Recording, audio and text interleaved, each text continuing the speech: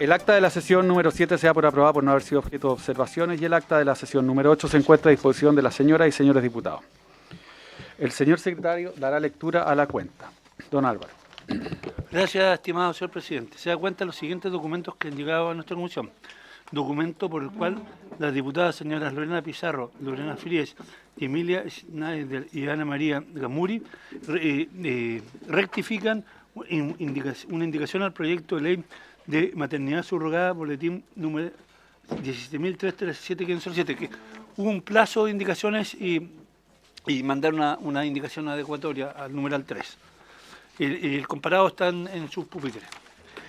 En segundo lugar, excusa de la ministra de Desarrollo Social y Familia, señora María Jesús Wolf, por no poder asistir a la sesión de hoy con ocasión de las actividades asociadas a la cuenta pública, y será representada por el subsecretario de Evaluación Social, señor Gabriel Ugarte, el subsecretario de Servicios Sociales, señor Alejandro Fernández, y el subsecretario de la Niñez, señor Marcelo Sánchez, quienes habían confirmado con antelación su participación. Y finalmente una copia informativa del presidente de ANTRAP, señor Felipe Ramírez, dirigida al defensor de la niñez, don Anuar Quesille, por la cual le pide intervención acerca de la peligrosa situación que estarían viviendo los niños en diversas residencias en las cuales se habría encontrado armas o drogas, lo cual indica que habría sido informado al fiscal nacional el 19 de mayo de 2025, pero que aún no han tenido respuesta. Esa es toda la cuestión, estimado señor presidente. Muchas gracias, señor secretario. Palabras sobre la cuenta. ¿No? Puntos varios. Diputado Valenzuela. Gracias, presidente. Y hacer el punto sobre la asistencia de la ministra.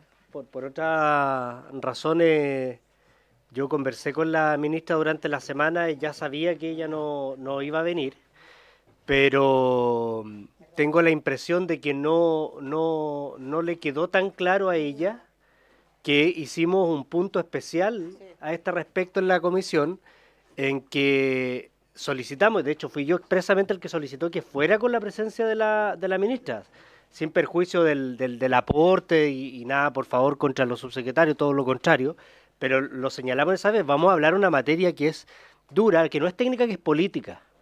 Las citaciones a propósito de los recortes que se efectuaron es una decisión política, y sin perjuicio el rol político que tienen los subsecretarios, el colaborador directo e inmediato del presidente es la ministra, por lo tanto es necesario que ella esté en esta sesión.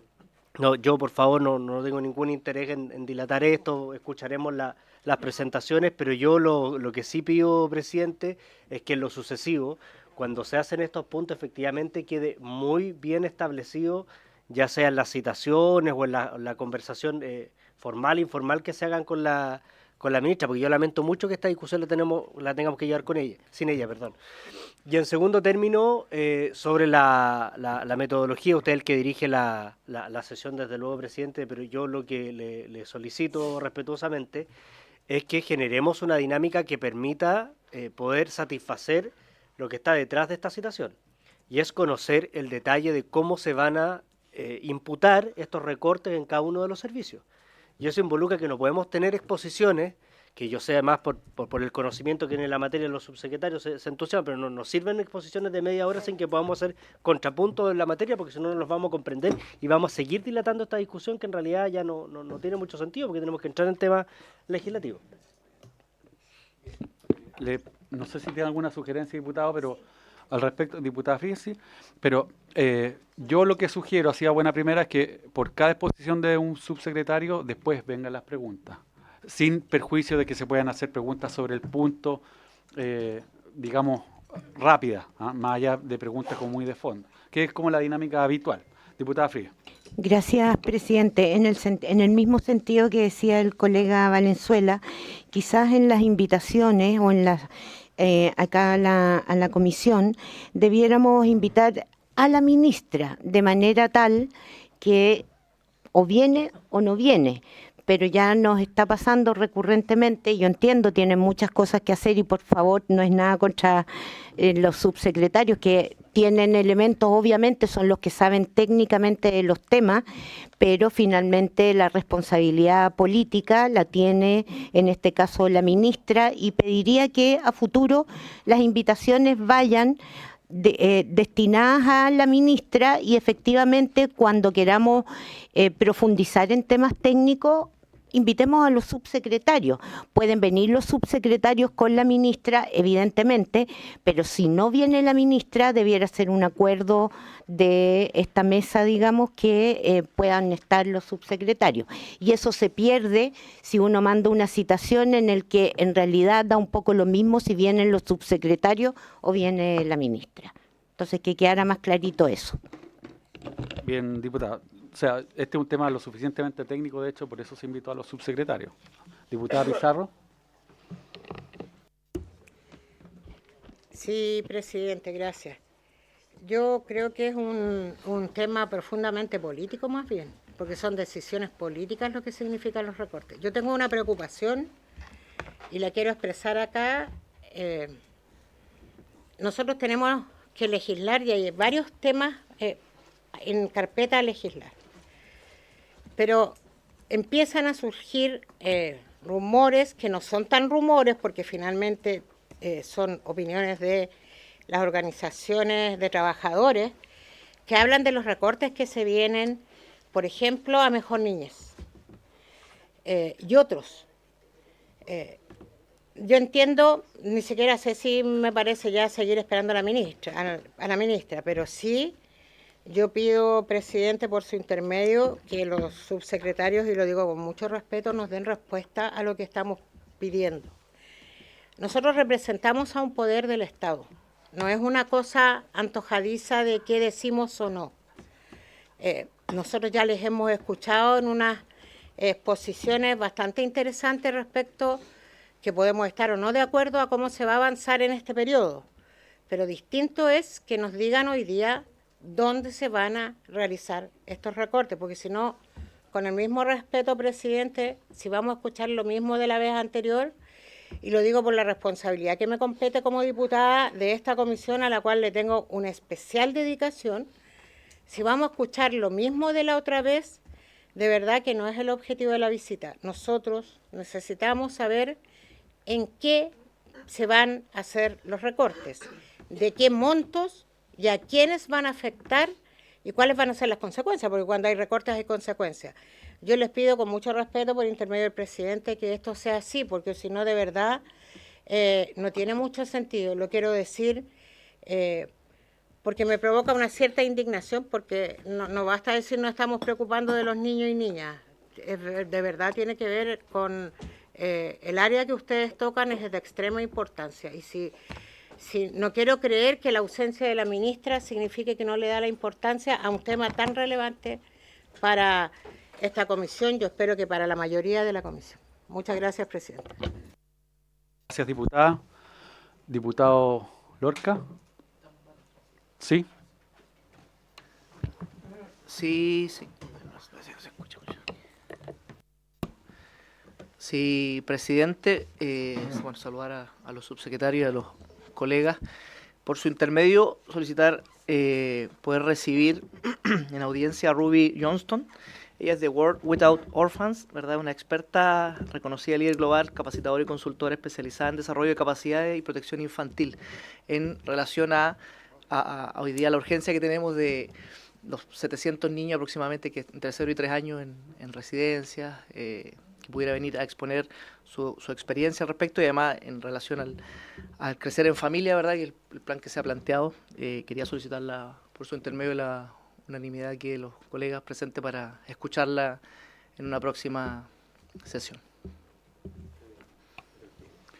¿Y sobre qué tema es la...? Sobre acogimiento familiar, efectivamente. Acogimiento familiar. Sí, ya, muy ad hoc. Ahí le vamos a hacer llegar ahí con todos los detalles. Sí. Claro. Seguramente... No, por supuesto. No, además mi inglés no es muy bueno. Diputada, ¿otro punto distinto a ese? Sí.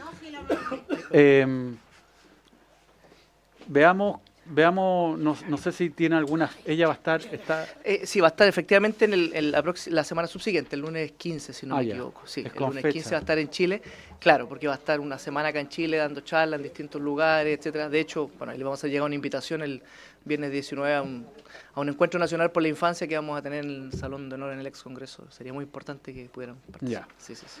Entonces, no sé si habría disposición de la comisión para invitar a esta experta que viene en una fecha especial y por lo tanto le podríamos hacer un espacio para el día lunes correspondiente. Lunes 15. ¿Bien? 15, si no me equivoco. Muy Muchas bien. gracias. Lunes 15 para el lunes Acordado. Muchas Sí, gracias. ahí armaremos la... 15. Ya. Usted lo Pero, faculta, ¿no? pero en principio, claro, reservarle un espacio a la experta del diputado Lorca.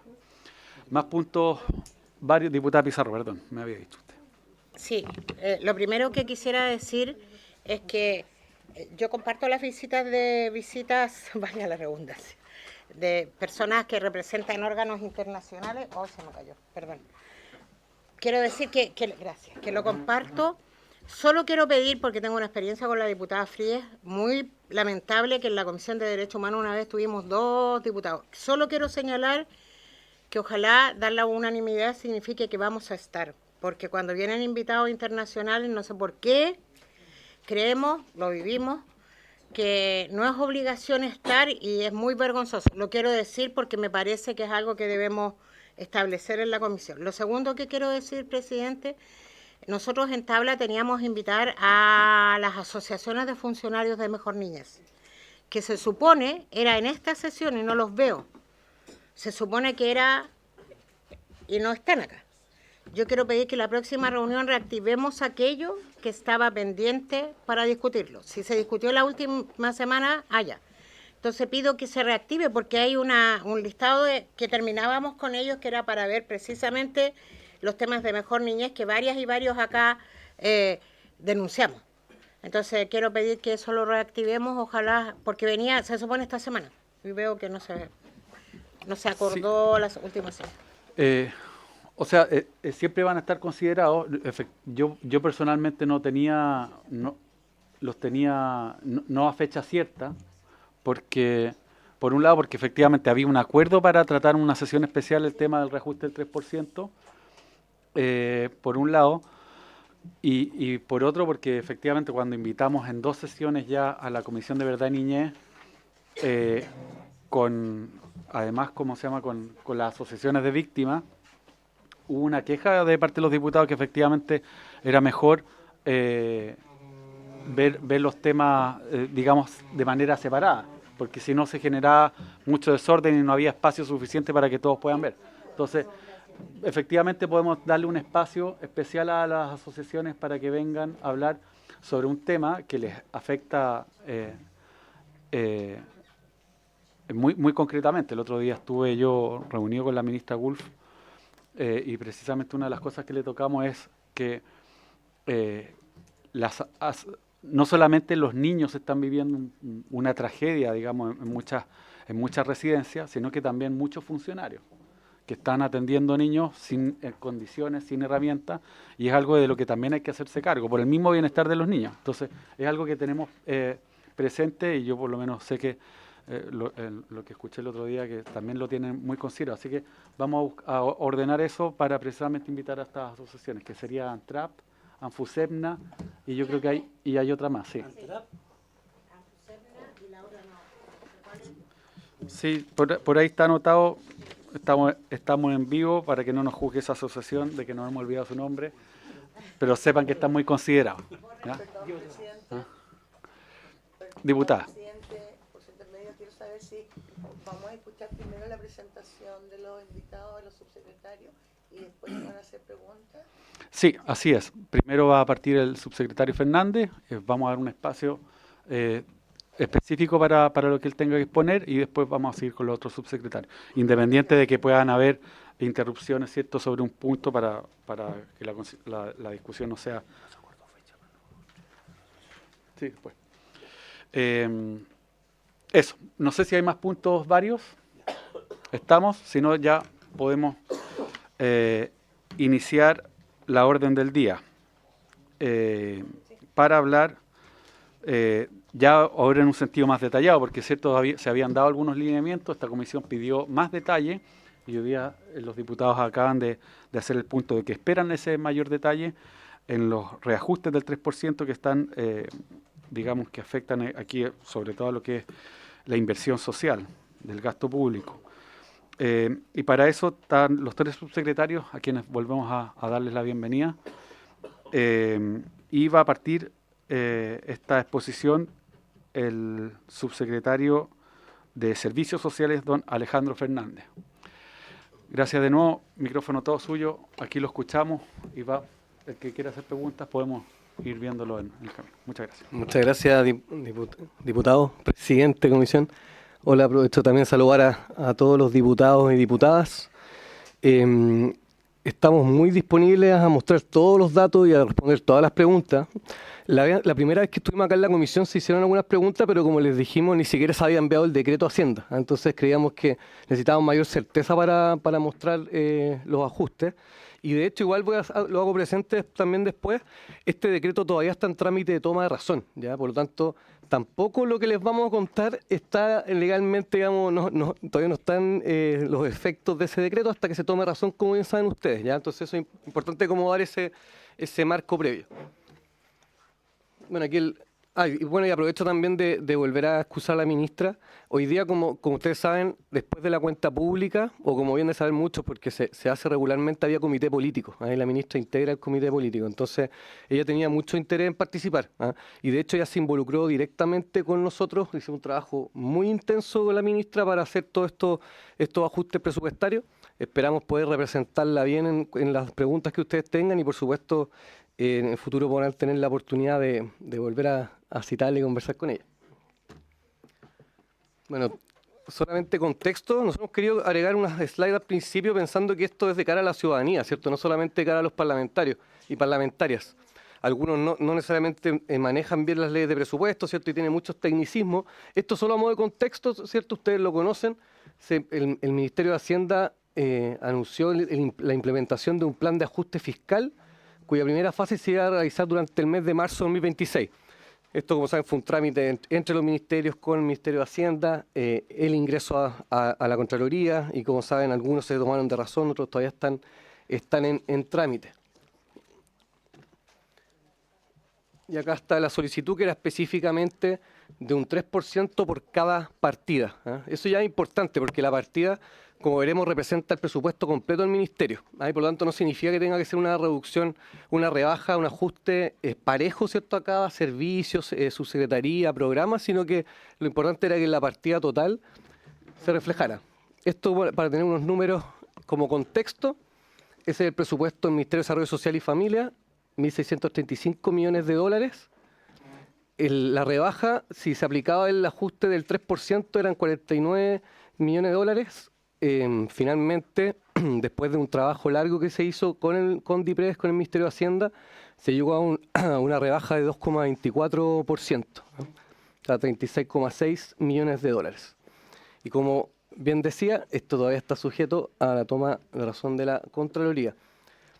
Esta es la partida de desarrollo social, que en pesos son 1.462 millones de pesos. Obviamente todo aquí para adelante lo vamos a ver en pesos, porque así está la ley de presupuesto. De miles de pesos, sí.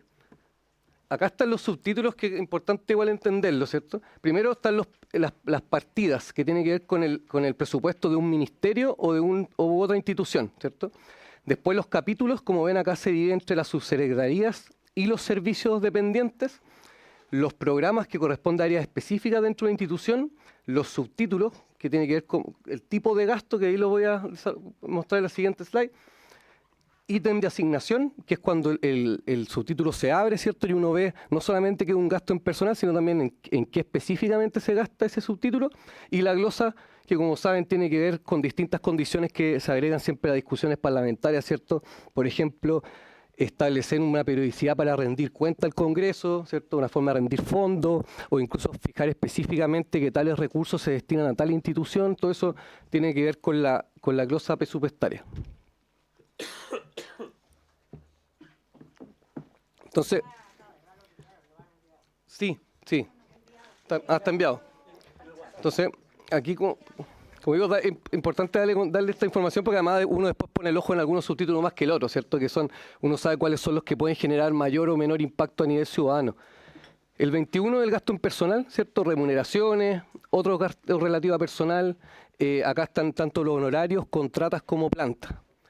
El 22 son bienes y servicios de consumo, ¿cierto? Adquisición de bienes de consumo y servicios no personales para el cumplimiento de las funciones y actividades del sector público. Y el subtítulo 24 son las transferencias corrientes. Acá, por ejemplo, bueno, todos los gastos correspondientes a donaciones u otras transferencias, por ejemplo, las que se hacen convenios con el sector público, con municipios, con fundaciones, ¿cierto? Todo eso tiene que ver con transferencias corrientes. El 29 son adquisición de activos no financieros. Comprende gastos para formación de capital y compra de activos físicos existentes. Incluye terreno, edificios, vehículos, mobiliario, etc. Y el subtítulo 33, transferencia de capital, comprende todo desembolso financiero que no supone la contraprestación. Y se cortó esto. No se ve todo, ¿no? A ver. ¿Se podrá ajustar para que lo puedan ver? Sí, que quedó destinado a gastos de inversión o la formación de capital. Ahí tienen la presentación. Esto pensemos en una transferencia en que no es para ejecutar, por ejemplo, un programa, sino que una transferencia para adquirir bienes. Por ejemplo, los fondos de tierra es un buen caso, ¿cierto? O los programas de FOSI. Nos quedó fuera. Qué raro, porque aquí está bien en la presentación. Ya. Sí, ya. Entonces ahí estamos los subtítulos. Algunos criterios respecto al ajuste. Ineficiencia administrativa, ahí veremos en aquellos programas, servicios donde había espacio para disminuir gastos administrativos sin afectar ningún programa. Ajuste por demanda real, ahí lo vamos a ir viendo con ejemplos, pero uno ve que hay casos donde progresivamente se venía considerando una cantidad de presupuesto para adquisición de ciertos recursos, bienes que no era necesario y que se requerían ajustar. Ahí lo vamos a comentar a propósito después de niñez. Su ejecución persistente, ahí también lo vamos a desarrollar con ejemplos. Revisión institucional, esto tiene que ver principalmente con el INJUV. Y el criterio de no afectar beneficios sociales, en particular protegiendo la vida e integridad de las personas.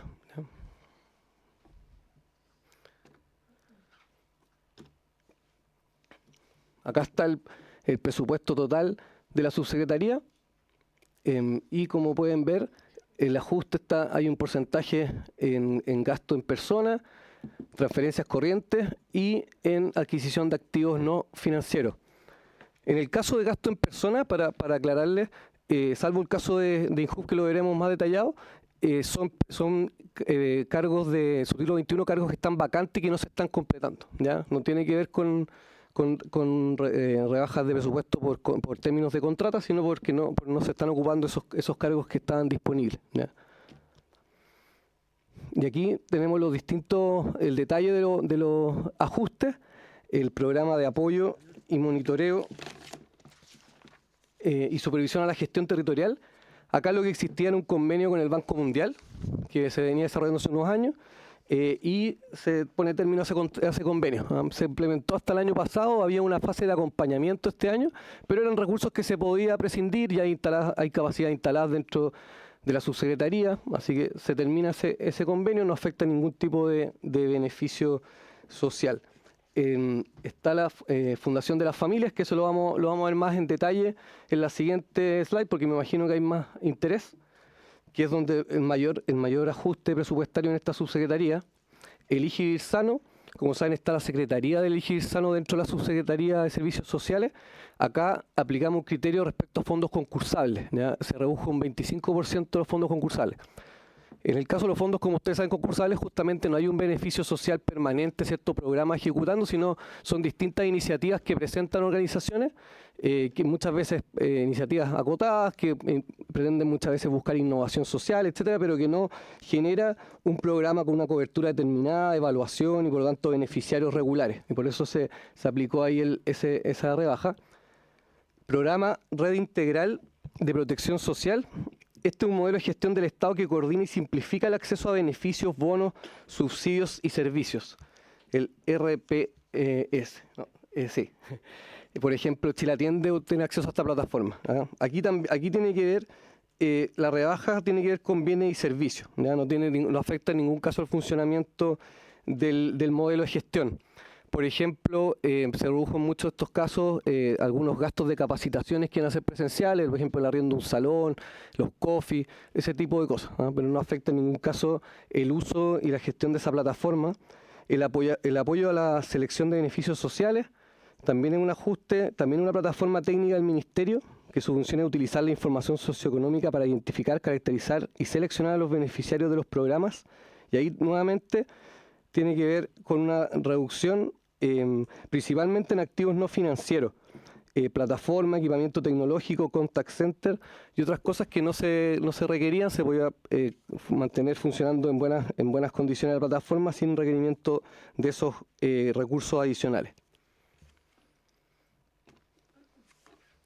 Fundación de las Familias. Como ustedes saben, esta Fundación de las Familias tiene dos ingresos principales. Uno es el del Ministerio de Desarrollo Social, a través de nuestra subsecretaría, con este programa de familia digital, que antes eran los llamados telecentros, y un convenio con Cernamej, donde se le transfiere alrededor de 1.600 millones de pesos en el caso de Cernamej, nosotros alrededor de 1.200 millones de pesos en desarrollo social. Acá les cuento un poco la justificación de este ajuste. Este programa, que nace, como ustedes saben, esta fundación nace a principios de los años 90, ¿cierto?, respondía a un contexto obviamente social muy distinto, ¿no?, en términos de la capacidad que tenía el Estado, los programas sociales, ¿cierto?, la cobertura, y por lo tanto uno de los principales objetivos de este programa era responder a la brecha en términos de acceso a tecnología digital e Internet.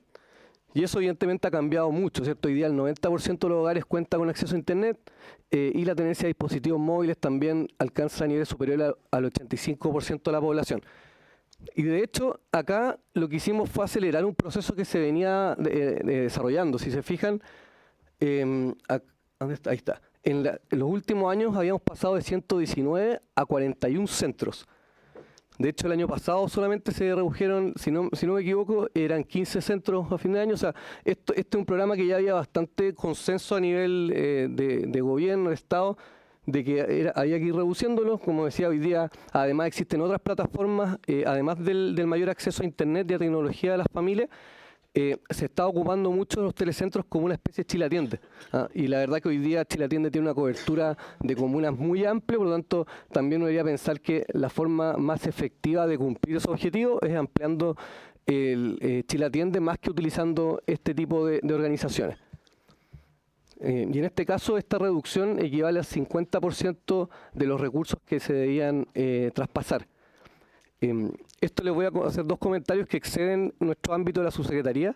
El directorio de la fundación como tal, dada la rebaja de esta subsecretaría y la rebaja de Cernamej, que también va en la misma línea, decidió poner término a la fundación. Ya está en un trámite de cierre de fundación. Hubo un directorio y se dejó en acta, digamos, el acuerdo de poner término. Y en eso está ese proceso.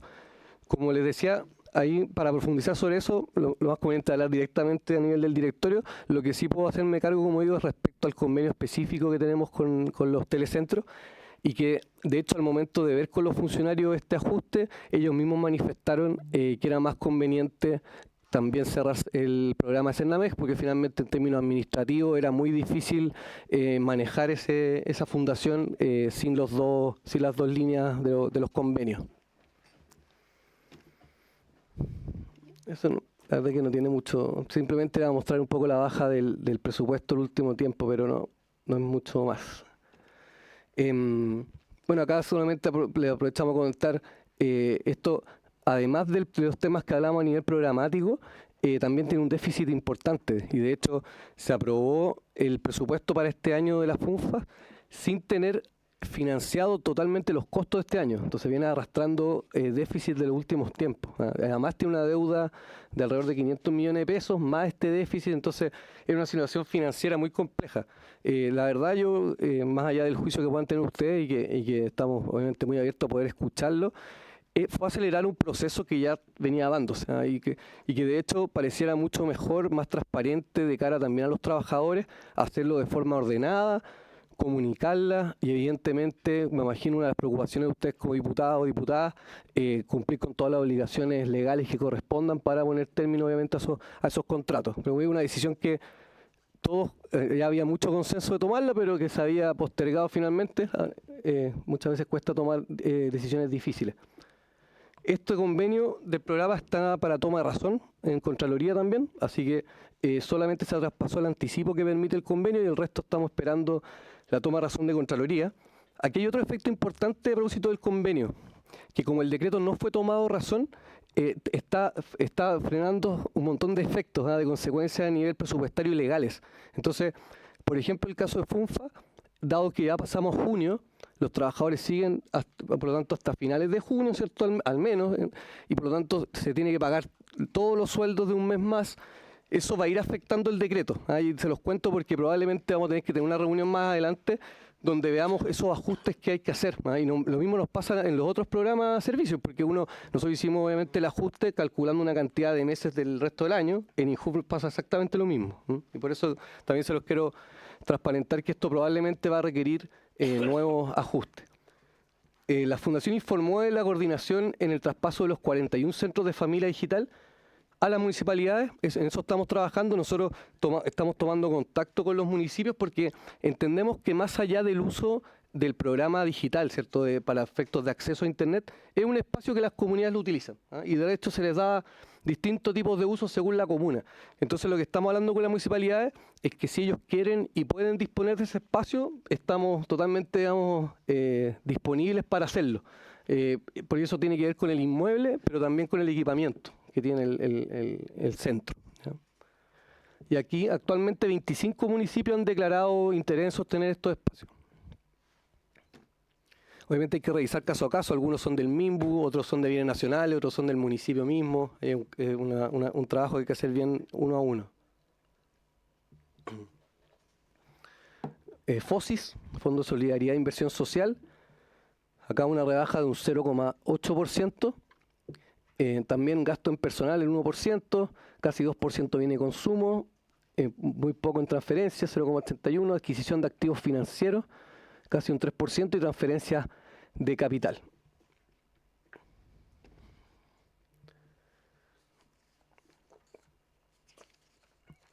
Aquí tenemos el programa Innova FOSIS, que también es un fondo concursable.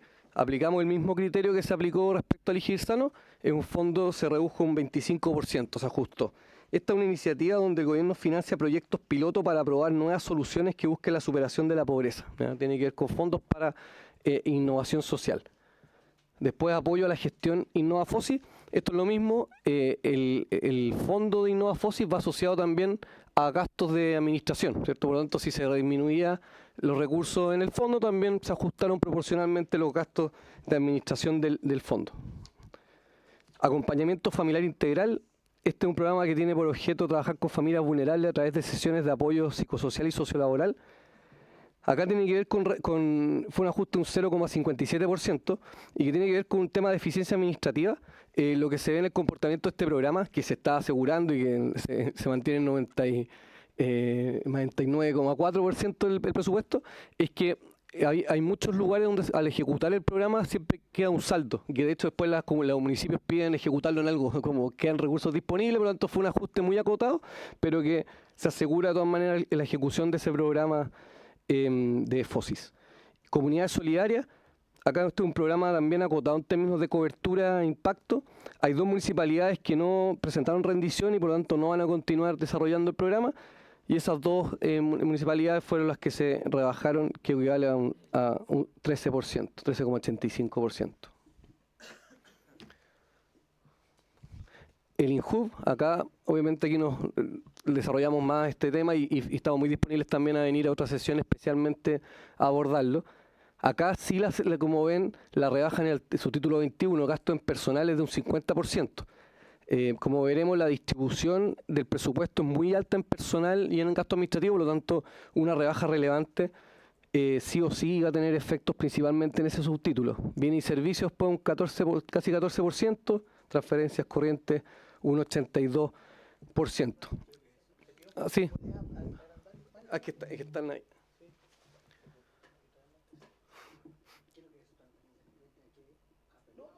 No, debería ser municipio, creo, ¿no? ¿Ah? Claro, son de los 3 programas, lo vamos a abrir los programas. Son de programas. Sí, lo hace que en un momento se desconfiguró el texto. Sí. Esto era con letras chicas esto. Ya. Entonces, en transferencia corriente, como preguntaba el diputado, acá lo desarrollamos, un poco más adelante desarrollamos, que son los 3 programas que tiene. Ahí lo veremos. INJUV ejecuta todos sus programas a través de transferencias a organismos o del sector privado o sector público. Acá, como pueden ver, lo que les comentaba, el gasto a nivel de personal ha seguido subiendo los últimos años, 2021 al 2026 ven cómo crece. Sin embargo, los recursos para programas bajan permanentemente. Y de hecho, hoy día un 75% del presupuesto se gasta en personal, solamente un poco menos de un 10% en programas y el otro 15% en gastos administrativos. O sea, aquí evidentemente había un problema, y que de hecho es muy compartido con los propios funcionarios y funcionarias al momento de conversar, de dialogar con ellos sobre este ajuste. Después voy a volver, es que yo he hecho un cambio en esa lámina. Ya. Acá está la distribución, 75% personal, 15% operación, el tema programático, como les decía. Eso, en términos programáticos... ¿Qué pasó? Se salió. ¿Ah?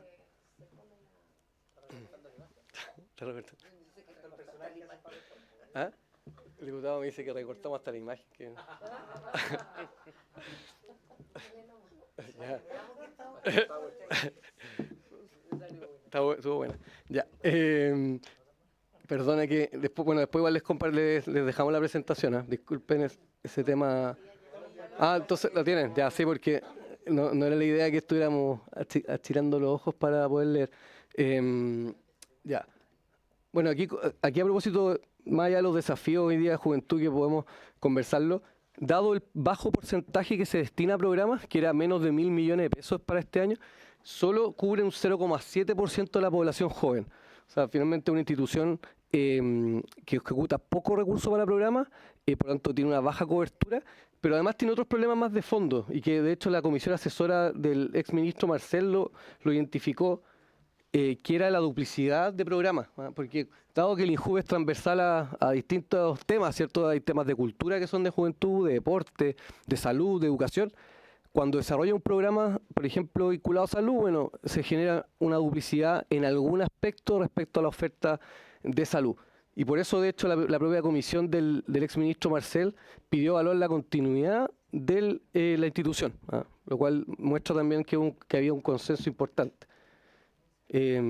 Bueno, acá está, estos son el 50%, son casi 3.900 millones de pesos los que se ajustaron. Esto también le aprovecho a comentar, se le informó a los funcionarios del INJUV hace varias semanas, incluso antes de lo que hubiese sido ideal, o sea, antes esto era tomado razón mucho antes, porque queríamos obviamente transparentar la situación. Entendemos que también estas son situaciones difíciles, nadie quiere, digamos, para nadie es fácil terminar un contrato a una persona que lleva años trabajando, por lo tanto, evidentemente estos temas sensibles, se ha conversado con ellos y de hecho estamos trabajando un proceso para el rediseño. Acá ustedes también lo conocen, lo comentamos en la primera sesión, estaba también la instrucción de rediseñar el INJUV, por lo tanto esto también va confirmando el diagnóstico respecto a que la institucionalidad como estaba operando no respondía a los desafíos, a las necesidades de los jóvenes actualmente. Después abajo, si es que da el tiempo, tengo una slide al final de anexo que presentan un poco cuál es la ruta que estamos tomando hoy día en el rediseño, pero para no tomarme toda la sesión lo dejé para el anexo. CONADI, Corporación Nacional de Desarrollo Indígena, acá el ajuste es en transferencias de capital. ¿Ya? Y esto tiene que ver básicamente con el fondo de tierra. ¿Ya?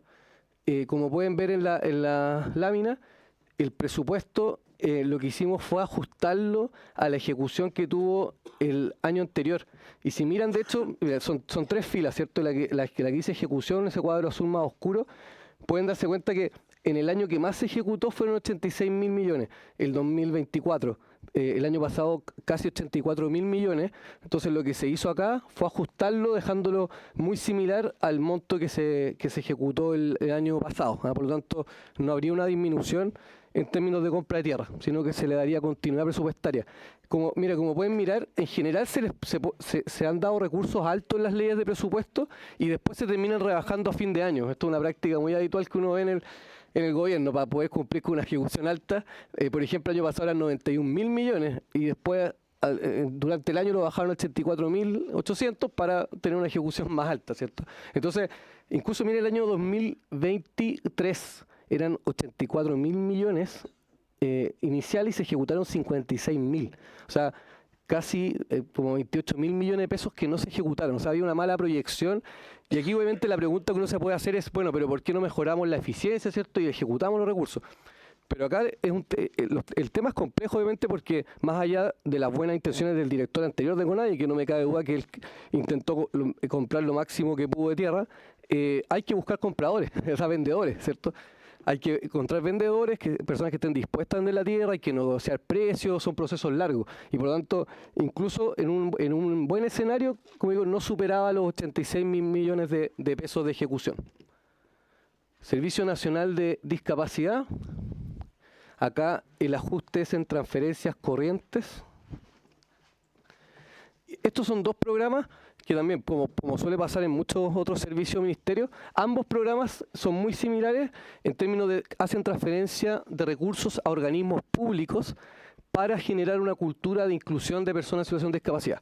O sea, no son recursos que vayan directamente en beneficio de las personas con discapacidad. Aquí era evidentemente el marco mínimo del límite a cualquier ajuste en el ámbito de Senadis. Por ejemplo, están las ayudas técnicas, ¿cierto? Que son equipamientos, por ejemplo, una silla de ruedas, todas esas cosas obviamente no se tocaron, y esto en cambio son recursos que se van desde el mismo Estado. Por ejemplo, nosotros, este mismo ministerio, Senadis, por ejemplo, le transfiere recursos a otro ministerio, servicio público. Servicio Nacional, en cualquier caso, es un ajuste de un 2,6%. En el caso de Senama, acá es 0,48% el ajuste, gasto en personal un pequeño ajuste y en transferencia corriente. Y acá tiene que ver con había mala evaluación de unos programas y de hecho el año pasado se refundieron en este saco de programa de participación y formación de personas mayores. Y lo que se está trabajando ahora con Senama es una reformulación completa del programa, porque eran programas muy muy chicos con muy poca cobertura y recursos y que tenían mala evaluación, y por lo tanto acá lo que estamos haciendo es un rediseño del programa en la línea del envejecimiento activo, que de hecho es un programa que desarrolla la Universidad de Chile actualmente con otras organizaciones que ha mostrado muy buenos niveles de impacto, y por lo tanto lo que se va a presentar ex ante ahora para el presupuesto es un programa de envejecimiento activo, o sea, de prevención. Y hasta ahí dejo la palabra al otro subsecretario. Bien, vamos así a iniciar primero, no sé si hay preguntas de parte de los diputados sobre este punto de la Subsecretaría de Servicios Sociales, o pasamos al tiro a, no sé quién ¿usted? Sí. Diputado Valenzuela. Gracias, presidente. Al subsecretario por su intermedio, presidente, que no me queda claro lo de las transferencias corrientes INJUF. ¿A qué organismo? Porque entiendo que el diagnóstico es mucho personal, poco programa, pero porque los programas los ejecuta a través de terceros, pero se recorta el 84%. Falta esa información. Le voy a mandar esa información. Es el Hablemos de Todo. Un programa, Dale eso. Me desordene. Por su intermedio, presidente, son 3 líneas. Está el observatorio como uno de los programas que Se la apagó. Ahí sí. Está el Observatorio de la Juventud, que es el instrumento de la encuesta nacional, que de hecho nos interesa mucho mantenerla. Está el programa Hablemos de Todo, que es un programa que se ejecuta con una empresa, que es básicamente las personas jóvenes, ¿cierto?, que escriben cuando tienen algún problema en salud mental. Y hay un programa que se ejecuta, Compromiso Joven, que se ejecuta con los municipios, que son talleres principalmente para empoderamiento del liderazgo. Ahí, diputado, y muy pertinente su pregunta, porque esos son parte de los ajustes que vamos a tener que hacer al decreto cuando salga, porque una de las cosas que el de transferencia corriente al observatorio, ese se va a hacer el ajuste, se va a bajar, porque no implica no es un programa que esté en ejecución, son algunas cosas muy particulares.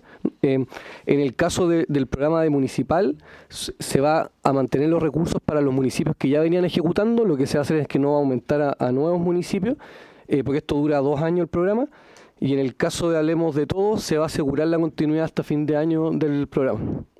De todas maneras, diputado, señor presidente, me comprometo a enviarle la información detallada por los 3 programas.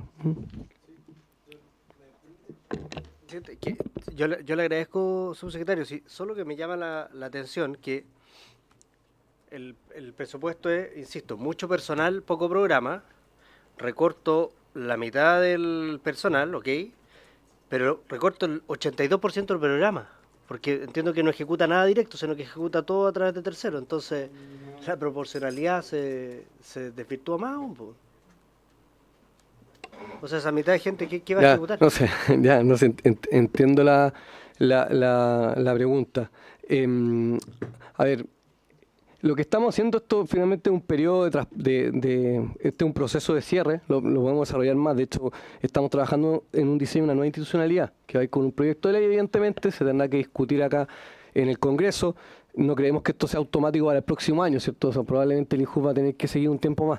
Pero lo que se hizo, diputado, en esos cambios de presupuesto fue principalmente hacer rebaja a gasto permanente, y en ese caso se decidió lo del 50% en gasto personal, y el ajuste que se hizo en programas, hicimos el ajuste ahora para terminar este año, y el próximo año se quedaría en 0, ¿no se me entiende? Es progresivo. O sea, ahora tuvimos que dejar un poco más de recursos en programas porque ya estaban comprometidos recursos. No teníamos la libertad de estar atrás de un convenio, por ejemplo, con un municipio. Entonces, son recursos comprometidos. Por eso se genera ese mayor desequilibrio con el porcentaje en gasto en personal, porque no pretende este ajuste resolver el problema de fondo del INJU, sino que lo que está haciendo es ajustar casi la mitad del presupuesto del INJU este año, en un proceso de cierre, donde se pone término contrata a una cantidad de funcionarios y se asegura el término de los programas hasta fin de año. Es el cierre del servicio. Sí, es el proceso. De hecho, si tiene interés le puedo mostrar muy breve, pero perdón que me tome el...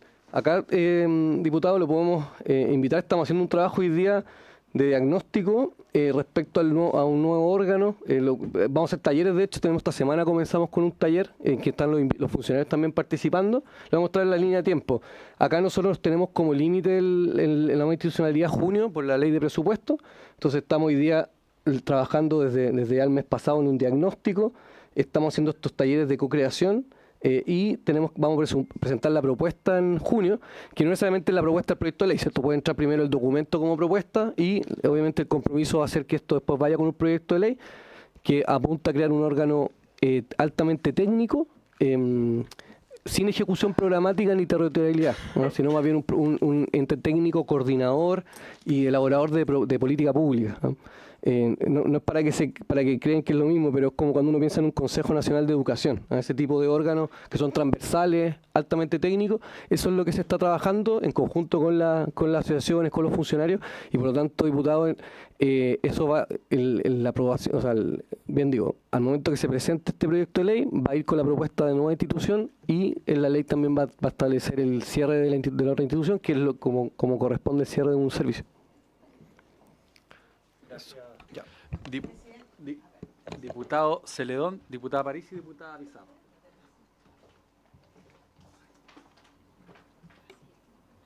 Una consulta respecto del Instituto Nacional de la Juventud. Se dice solo 30.084 jóvenes alcanzados el 2025, equivalente al 0,7% de la población joven.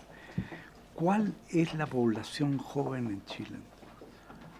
Si el 0,7 es 30.084.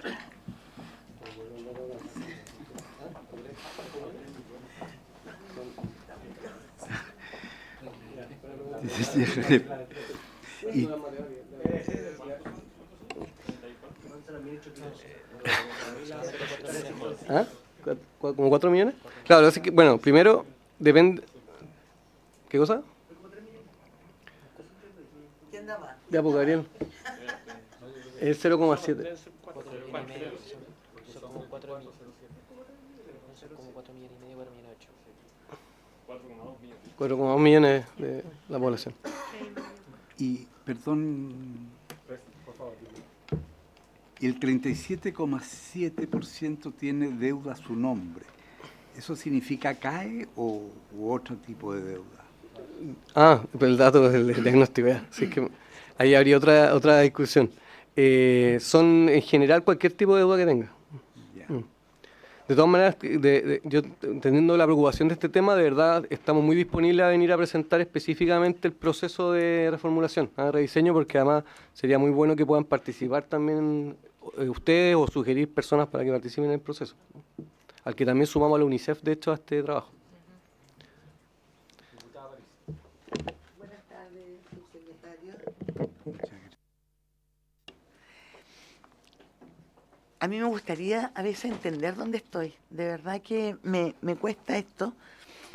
Yo no sé si estoy en lo correcto, pero hoy día entró en vigencia la ley 21.822, que es ley integral de las personas mayores y de proporción del envejecimiento digno, activo y saludable. En esa ley está el artículo 18 que contempla derecho a la conectividad. También el artículo 8, derecho a la independencia y a la autonomía.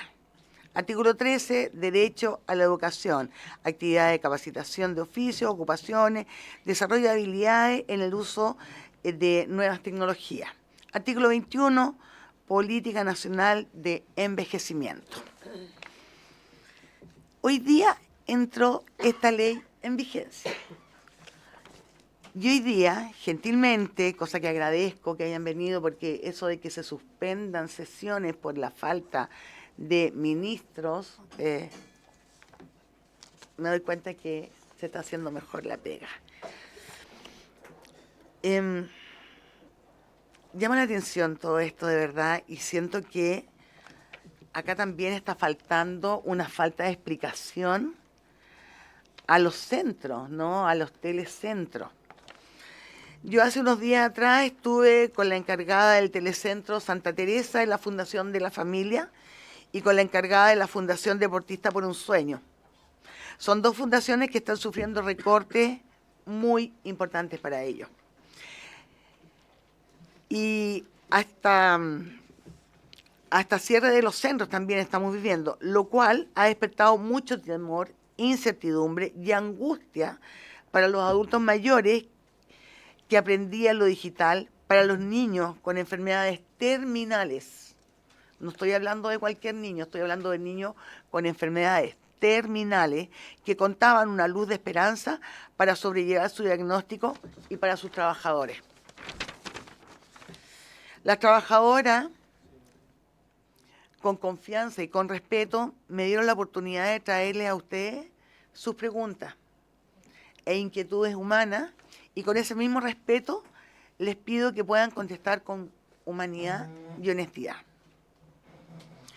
¿Qué alternativas concretas ofrecerá el Ministerio a las comunidades que perderán acceso a orientación digital, capacitaciones y acompañamiento social entregado por los centros Familia Digital, así como a las familias que reciben apoyo en los centros de Deportistas por un Sueño? Subsecretario, los municipios y los GORES no tienen plata para operar los centros de la Fundación de la Familia. De hecho, para que puedan hacerse cargo, el Ministerio tendría que hacer transferencias sectoriales desde su propio presupuesto, el cual está sufriendo recortes importantes. Entonces, yo siento que es así como se toma la decisión de cerrar, de terminar programa o paulatinamente ir cerrando estos programas. Yo creo que también se tiene que asegurar la continuidad operativa de los centros a nivel regional. Usted decía que lo que estaban haciendo los telecentros era muy parecido a Chile Atiende. Los adultos mayores en estos telecentros, que como usted bien decía, son 41, hoy en día 25 ya están hablando con algunas municipalidades, los adultos mayores ahí son entendidos, ahí tienen paciencia la gente con ellos.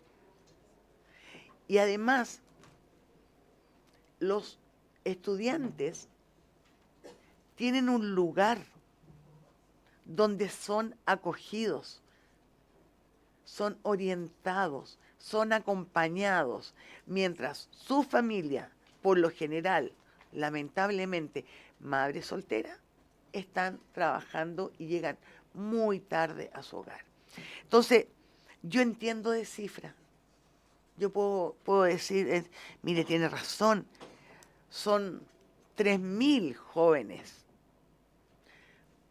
Pongamos un número cualquiera, 100.000 adultos mayores. Pero ¿sabe lo que yo siento acá, subsecretario? Siento que el gobierno todavía no se da cuenta que detrás de cada cifra hay una persona. Y no porque un programa no esté bien evaluado, simplemente se tiene que llegar a la decisión de decir, paulatinamente lo vamos a terminar. Considerando además, subsecretario, que nuestro país se está convirtiendo en un país viejo. Y yo me preocupo porque yo voy para allá también, pues. ¿Y qué está avanzando entonces con los adultos mayores? Yo no sé si usted sabe, pero en agosto, nuestro Banco Estado, el Banco del Patito, termina con las tarjetas de las coordenadas. ¿Qué va a pasar con los adultos mayores?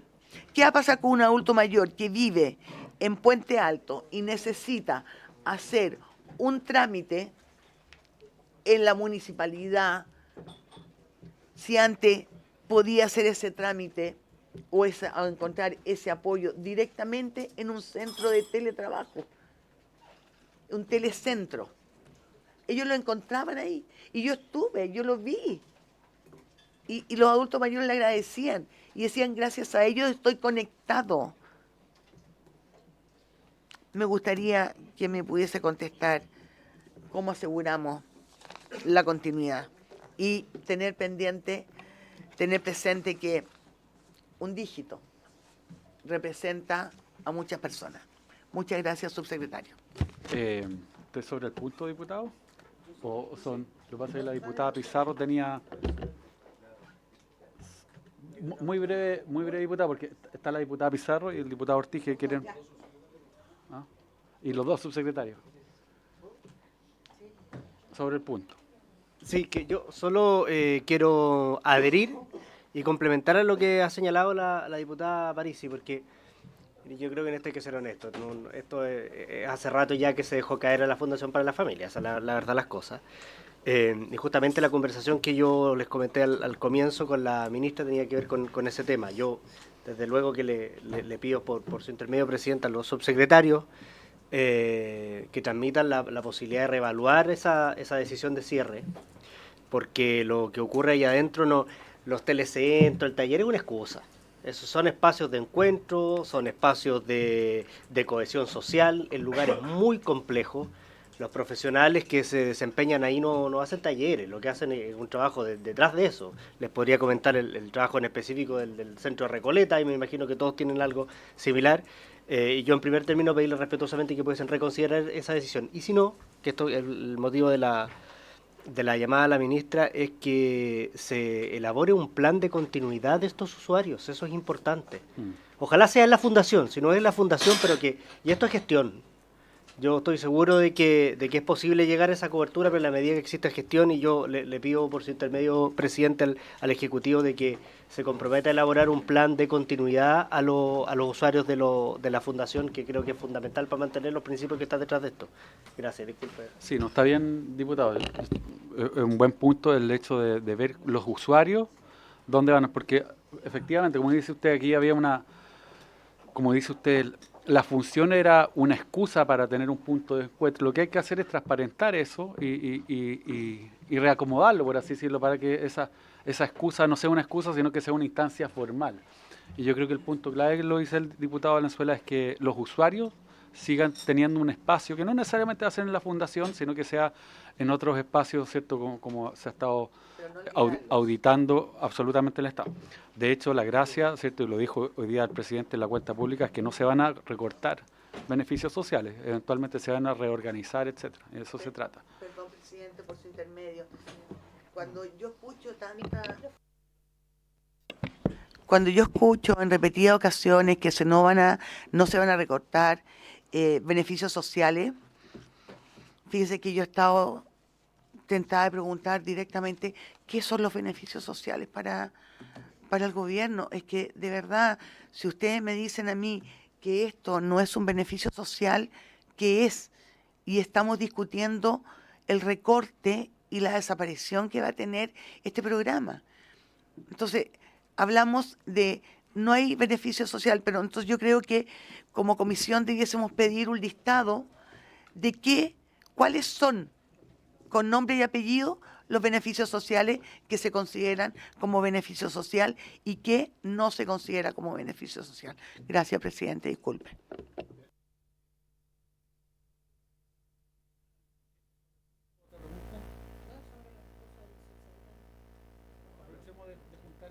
Diputada Pizarro, sí.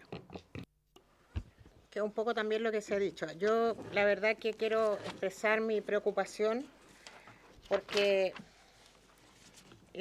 yo no sé en qué otro sentido podrían hacerse los recortes, quiero ser bien franca, pero de lo que se expone aquí, todos los recortes o afectan programas que benefician a la gente, ya sea postulando a proyectos, ya sea accediendo a formas más fluidas de comunicación para las personas mayores o personas con capacidades diferentes, ya sea, aquí se habla de los fondos concursables, se habla de la Fundación de las Familias con un recorte bien grande, pero que finalmente igual juegan un rol en los municipios que nos toca a la mayoría representar.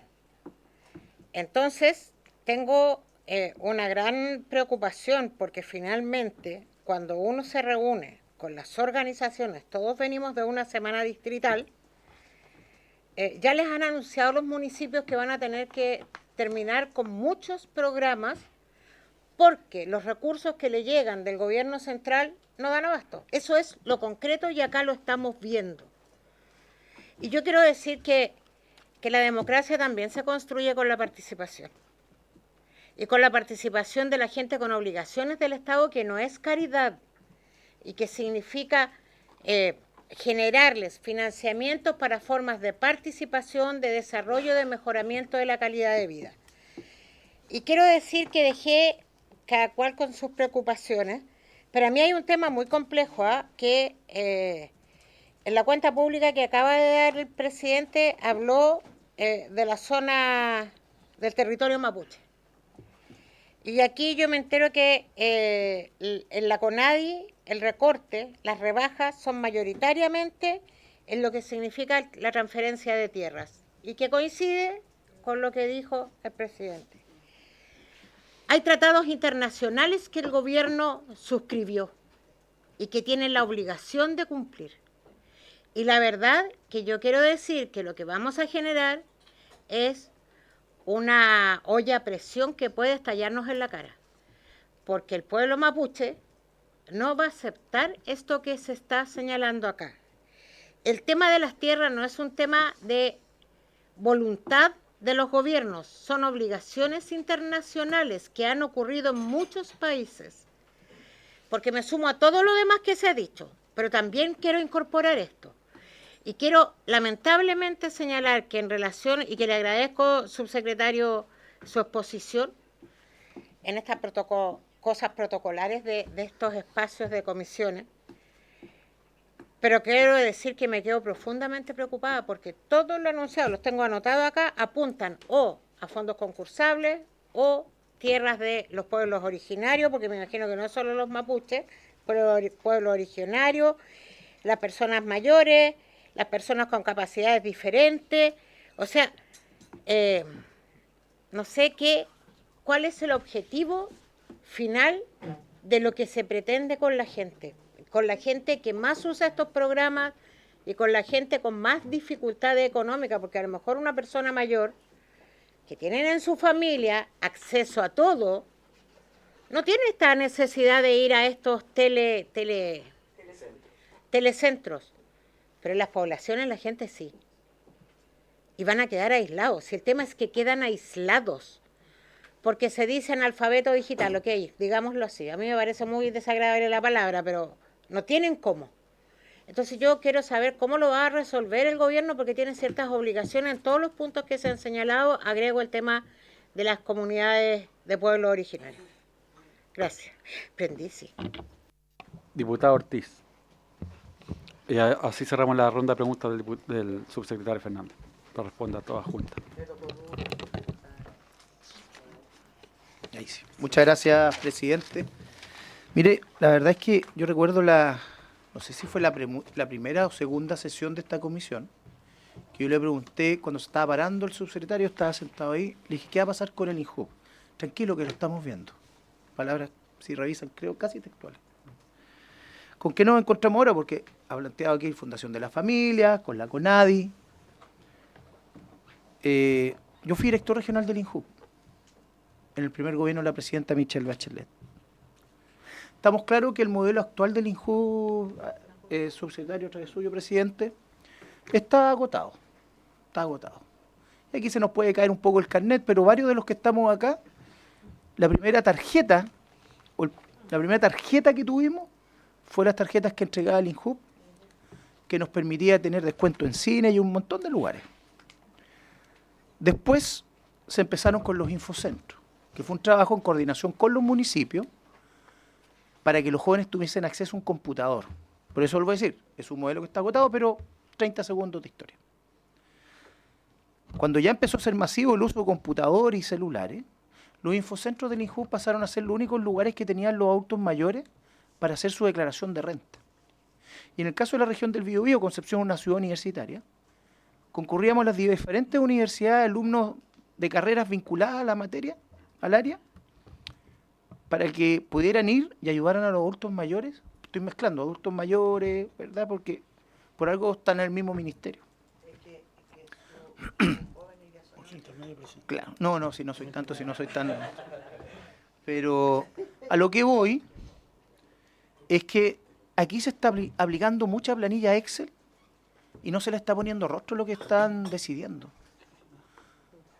Concuerdo, la inmensa mayoría de los recursos del INJUB va para sueldos. Eso es una realidad y es verdad.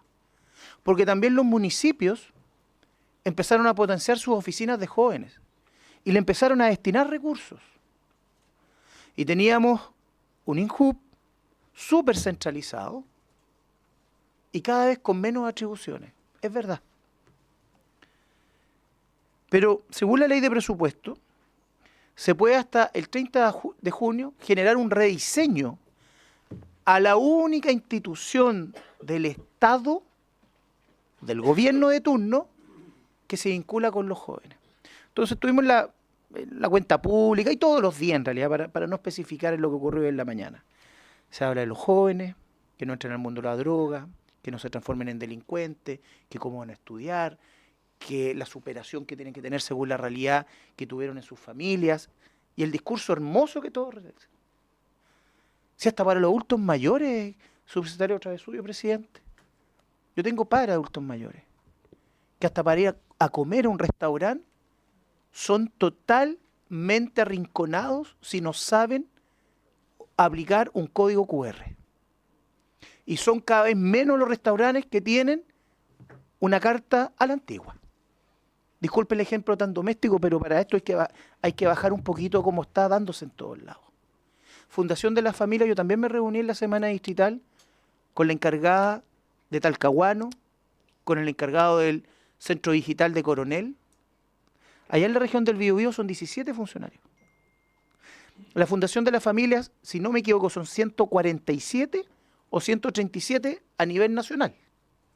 No es más que eso. Eso es lo que se había. Entonces, 3.800 menos para el INJUB, y yo creo que, a ver, es súper arbitrario, si no sé aquí, si hubo una evaluación de todo, porque es curioso, a un gobierno que le ha costado instalarse, que en menos de 2 meses, cuando ya se empezaron a anunciar los recortes, hayan tenido todo el análisis. Puede ser que gente adentro, en el momento de la campaña, se fue a ofrecer y puede haber dicho, yo le voy a traer los datos de tal y tal ministerio para que ustedes apliquen el tío. Sí, puede ser también, miren, en realidad. Pero esto obedece a un pragmatismo ideológico. Disculpe, subsecretario, otra vez suyo, presidente, pero no hubo mayor evaluación. Yo no sé en qué puede perjudicar rediseñar una institución como el INJUB, que es válido, que hay que hacerlo, pero no eliminarla. Por lo demás, los funcionarios que son de planta, que son muy pocos, en el INJUB a nivel nacional, no son muchos. Porque si ustedes supieran, yo un día después les puedo llorar harto rato, pero si hay una cadena de inicio en el servicio público para hacer una especie de servicio militar, con poca plata, con harto entusiasmo, es el Instituto de la Juventud. Nosotros en ese entonces teníamos una caja chica, plata de ahora, señor presidente, de 250.000 pesos para benzina, para hacer todo. En ese entonces la región del Biobío incluía la región de Ñuble. Íbamos a visitar los infocentros de Ñuble y nos quedamos con la mitad de la caja chica, solo en benzina y peaje. Entonces, yo quiero apelar, aunque no sé si va a tener eco lo que ha pedido la diputada París y lo que ha planteado la diputada Pizarro, diputada Valenzuela, ¿verdad? La diputada Fríes, que también habló, es entender que el ministerio que ustedes encabezan no es cualquiera. Una obra de cemento puede ser súper importante y vital su construcción, pero puede esperar. Acá es lo esencial de un ser humano, que puede ser su dignidad, no seguir sintiéndose desplazado por la tecnología o simplemente por la soledad que muchos adultos mayores viven, y porque además, cuando se plantea de un país mucho mejor, tenemos que, en el caso del INJUB, pensar que son esos jóvenes que si no inician un buen camino en su vida, quizás dónde van a llegar. Reitero, hay que rediseñar el INJUB, sí, subsecretario, otra vez suyo, presidente, sí. Pero veamos de qué forma lo hacemos, menos planilla Excel, no todo es número, no todo es cifra, porque estamos acá para gobernar para personas de carne y hueso. Muchas gracias, señor presidente. Gracias, diputado. Permítame sí, 2 segundos. Permítame contrastar, porque efectivamente el diputado Ortiz habló de su época en que trabajó en el INJUB o los beneficios que todos podemos haber recibido beneficios. Por ejemplo, siempre se habla del tema del cine. Pero evidentemente que esas políticas han quedado cortas, precisamente por el diagnóstico que usted hizo, de cómo hemos logrado que el INJUB, o en general la política pública del Estado, mantenga la droga al límite respecto a los jóvenes. Hemos logrado que tengan mejor empleo. ¿Ha cumplido un rol en eso el INJUB? Que tengan acceso a la vivienda. Yo creo que precisamente este planteamiento, que está abierto, porque eso es lo que ha dicho el subsecretario, que se está evaluando una institución que sí tenga visión de fondo en el tema de los jóvenes, no solamente asistencialismo, sino que cómo poder apoyar los que quieren emprender, los que quieren emprender una familia, los que, digamos, quieren ir desarrollando distintos proyectos desde su juventud, y darle sostenibilidad a esos beneficios, que no solo sean gasto público, sino que efectivamente que cumplan una función social. Y por eso es que hay que darle, como han dicho aquí majaderamente, y lo comparto, ponerle cara. ¿Qué es lo que necesitan esos jóvenes? ¿Qué es lo que estaban pidiendo del Estado? Estaban pidiendo, fome, digamos, reducirlo a eso. Pero la tarjeta para el cine, o estaban pidiendo acceso a la vivienda, estaban pidiendo posibilidades de emprender, estaban pidiendo mejores empleos, etcétera. Sí, sí. No, pero es que es un ejemplo que ha dado vuelta. Subsecretario. Sobre el punto, sí, porque... Subsecretario, por su intermedio, presidente, muy breve. Diputada, nos quedan 2 subsecretarios y el tiempo se avanza. No. Te vi. No, si es muy breve. Si quiero preguntar, si en la reestructuración del INJUB, que coincido con lo que señaló el diputado de Concepción, que no lo conozco, pero Ortiz, soy muy mala para los nombres. Yo solo quiero preguntar si tiene también en ese diálogo qué pasa con la carrera funcionaria de los trabajadores del INJUB, porque aquí hay trabajadores involucrados, es lo único que quería preguntar.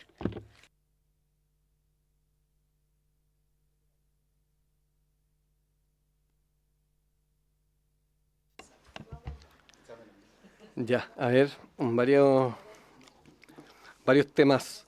Voy a partir respondiendo a la diputada Pizarro. ¿Usted, diputada, es su segundo periodo? ¿Sí? ¿Cuánto ya de diputada?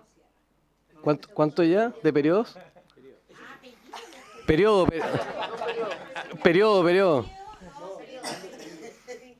¿Segundo periodo? Ok, yo creo que mi idea de esta presentación es una presentación técnica, con decisiones políticas, evidentemente, pero no de politiquería, sino política de decisiones estratégicas, de bien común. Entonces, me preocupa cuando habla de, primero, esto de que nosotros vemos solo cifras, no personas. Yo encuentro que esa cuestión, ya, demos por hecho que todos vemos personas y no cifras, como que acaso... No, usted, sí, eso va al resto. Sí, eso es la superioridad moral. De verdad, yo creo que a todos nos interesan las personas. Yo partiría de esa base para conversar acá. Como un marco mínimo, nos interesan las personas, nos interesan personas más vulnerables. De verdad, yo asumiría eso, porque si no, encuentro que una conversación como de sordo. El presupuesto del año pasado a este año, del presidente Boric al presupuesto de ahora, ajustado además en enero, se rebajaron hartas cosas, y hartos programas, de hecho, y recursos del Ministerio de Desarrollo Social. Y no recuerdo haberla visto reclamando como ahora. Por ejemplo, en personas en situación de calle, a través del presidente. Pero ¿sabe qué? Perdón, presidente. Sí, pero quiero decir algo. Acabo de pedirle al subsecretario. Primero, él no puede venir a calificar una pregunta porque es mi derecho. Segundo, si yo reclamé, no tiene idea, porque no estaba en el gobierno. Tercero, y que esto le quede muy claro, muchas de las rebajas en el presupuesto, por su intermedio, presidente, tienen que ver con los ajustes que se hacen en la discusión del presupuesto en sala. Y si usted se informa, es su sector precisamente quien condicionó muchas cosas del presupuesto. Así que le voy a pedir el mismo respeto con que yo le hablo a usted, porque eso me parece una falta de respeto. Si yo alego o no, no es algo que usted tiene que calificar. Yo acá lo escuché, le hice preguntas y aténgase a responder lo que yo le pregunte. Gracias, presidente. No, igual voy a terminar de explicar esa parte. Creo que además es bueno por conocimiento de todo, la ciudadanía y los diputados y diputadas que están acá. Nosotros cuando llegamos al Ministerio el 11 de marzo nos encontramos con 2.000 millones de pesos menos en programas para personas en situación de calle. Gravísimo. Había 15 comunas de las que normalmente tienen cobertura que no tenían nada. Habían comunas que tenían 3 dispositivos, les tenían uno solo. Estoy hablando de personas en situación de calle para programas en el invierno. O sea, Código Azul, claro, el programa en general de invierno que estamos hablando de la vida de las personas. Entonces, yo igual voy a insistir en ese punto que, como digo, aquí es importante conversar y vamos a seguir entregando todas las cifras que quieran y todas las justificaciones, pero acá distintos gobiernos, distintos colores políticos han hecho ajustes a los presupuestos. Creo que podrían poner el mismo estándar de exigencia a los gobiernos respecto a esos presupuestos y a la justificación. Senadis también se rebajó recursos, hubo hartas cosas. Entonces, creo que es importante que estén al tanto, y la ciudadanía. Respecto a la rebaja del presupuesto de tierra, lo presenté, diputada, por su intermedio, presidente.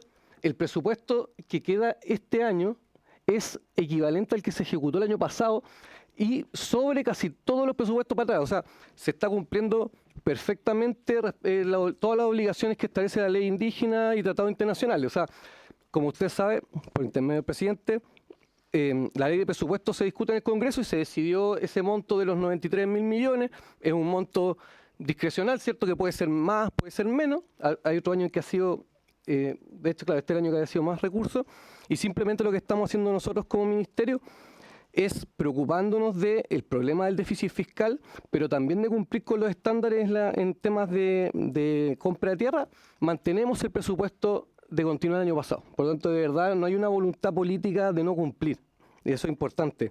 Y respecto a los anuncios del presidente, la propuesta que hizo el presidente hoy día va en la línea del informe de la Comisión de Paz y Entendimiento, que fue bastante transversal, que fue un buen ejercicio. De hecho, estaba el senador Buenchumilla. Entonces, acá, solamente para hacer ese punto. ¿Perdón?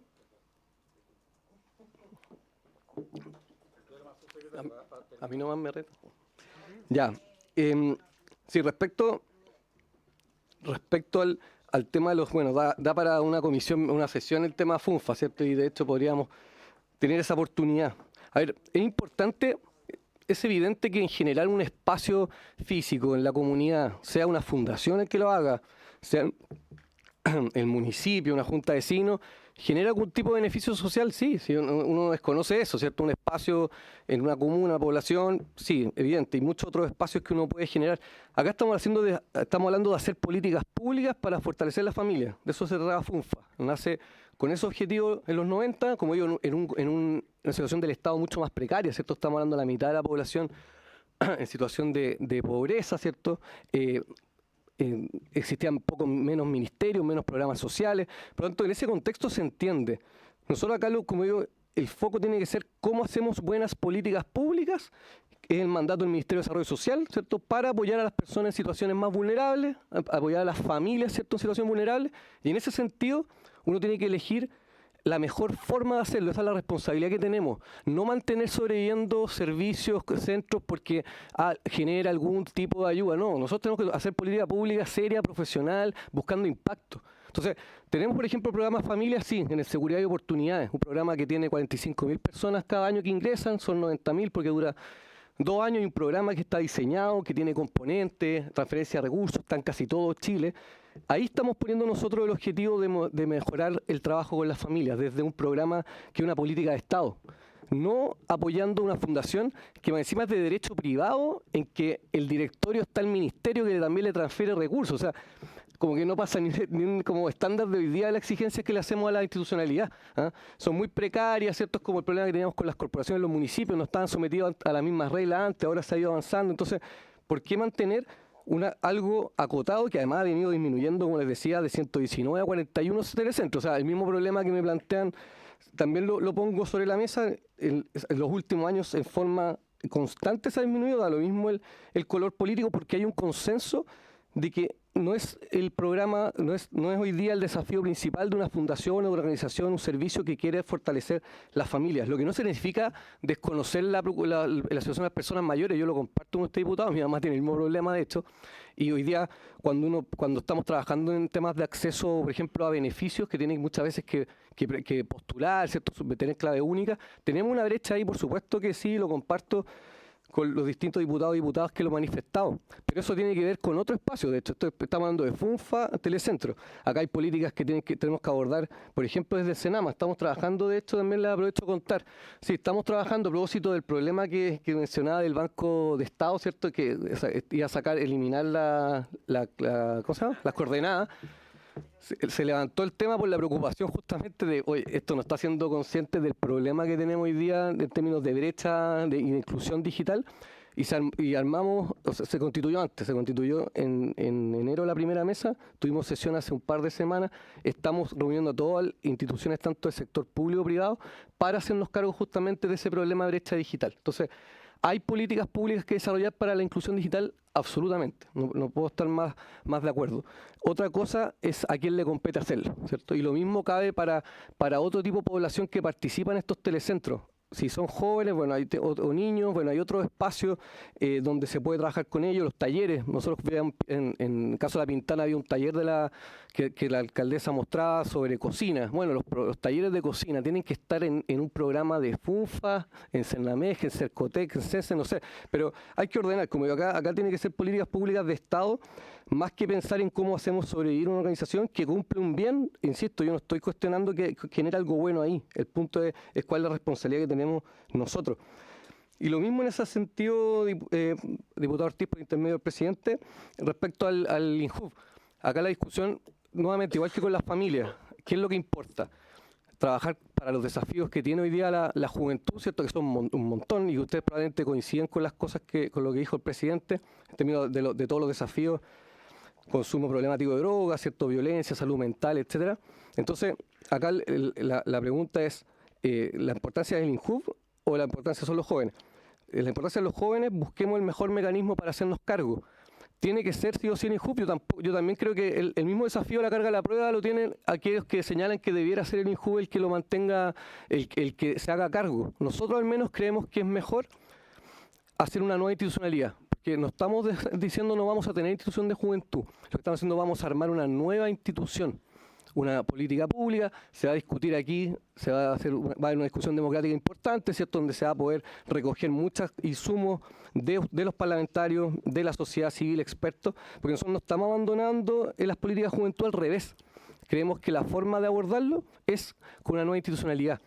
Y de hecho, les aprovecho a comentar, nosotros vimos el informe que trabajó el INJUV a propósito del que se le exigía, ¿cierto?, por la ley de la glosa, se trabajó con los funcionarios de la asociación, y vimos el informe, lo tomamos muy en serio, y era muy similar a lo que hace hoy día. O sea, no era un cambio de verdad como a la institución. Y eso pasa porque es difícil, y los que han estado en el Estado lo saben, ¿cierto? Es muy complejo mover una organización, cambiar la cultura, cambiar la forma de trabajo. Entonces, nosotros creemos que va a ser una mejor forma de generar esta nueva institucionalidad a partir de discutir una ley con un nuevo servicio, con un proceso de construcción y elaboración e instalación del servicio nuevo. La diputada Pizarro me preguntaba por los funcionarios, también por intermedio de usted, presidente. Sí, acá los funcionarios, tal como se les comunicó muy honestamente en reuniones con ellos, esto implica evidentemente que se van a ir haciendo términos de contrata. Nosotros con la asociación estamos hablando prácticamente todos los días con ellos, han habido muchas reuniones para ver cómo hacernos cargo de situaciones específicas, no de la carrera, pero sí situaciones humanas, sensibles, específicas por salud, o algún funcionario que está pronto a jubilar, y otras situaciones de ese tipo las estamos abordando con ellos. También estamos viendo la posibilidad que donde se generen cargos vacantes y se requieran completar en otros servicios o en el ministerio, yo les he planteado a los directores de servicios y dentro del ministerio también que ojalá puedan primero salir a ofrecer a abrir el concurso comunicándole a sus funcionarios. De hecho, tenemos ya un par de casos, por ejemplo, en Los Lagos, si no me equivoco, una periodista del INJUV que fue contratada por el CEREMI de Desarrollo Social. No digo que sea una política masiva, pero estamos... ¿Ah? Sí. Es que en el caso de las plantas se termina por ley solamente. Entonces, solamente en el momento que hubiese un cierre por ley. Claro, entonces hoy día lo que estamos, como digo, tratando de favorecer que puedan, ser contratados dentro o sea, al menos avisarle, informarle antes. De hecho, habían 2 procesos en Senadis que estaban en curso.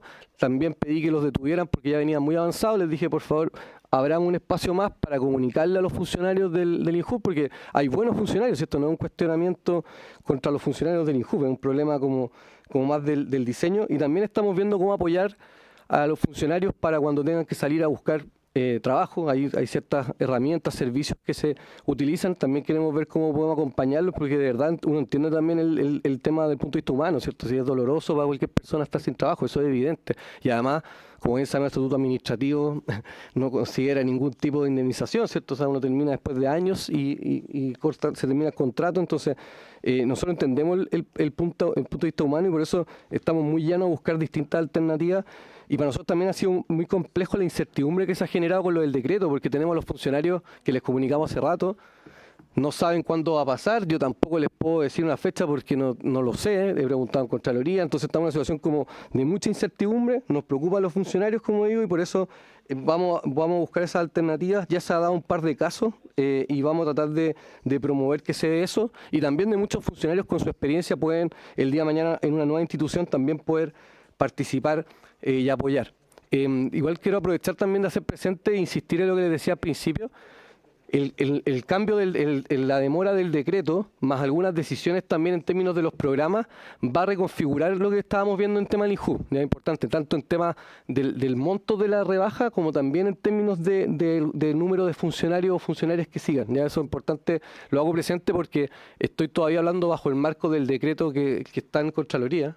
Pero esto va a requerir una segunda conversación, porque vamos a tener que hacer ajustes. Estamos haciendo unas macrozonas, norte, sur, centro, para también abordar las distintas regiones.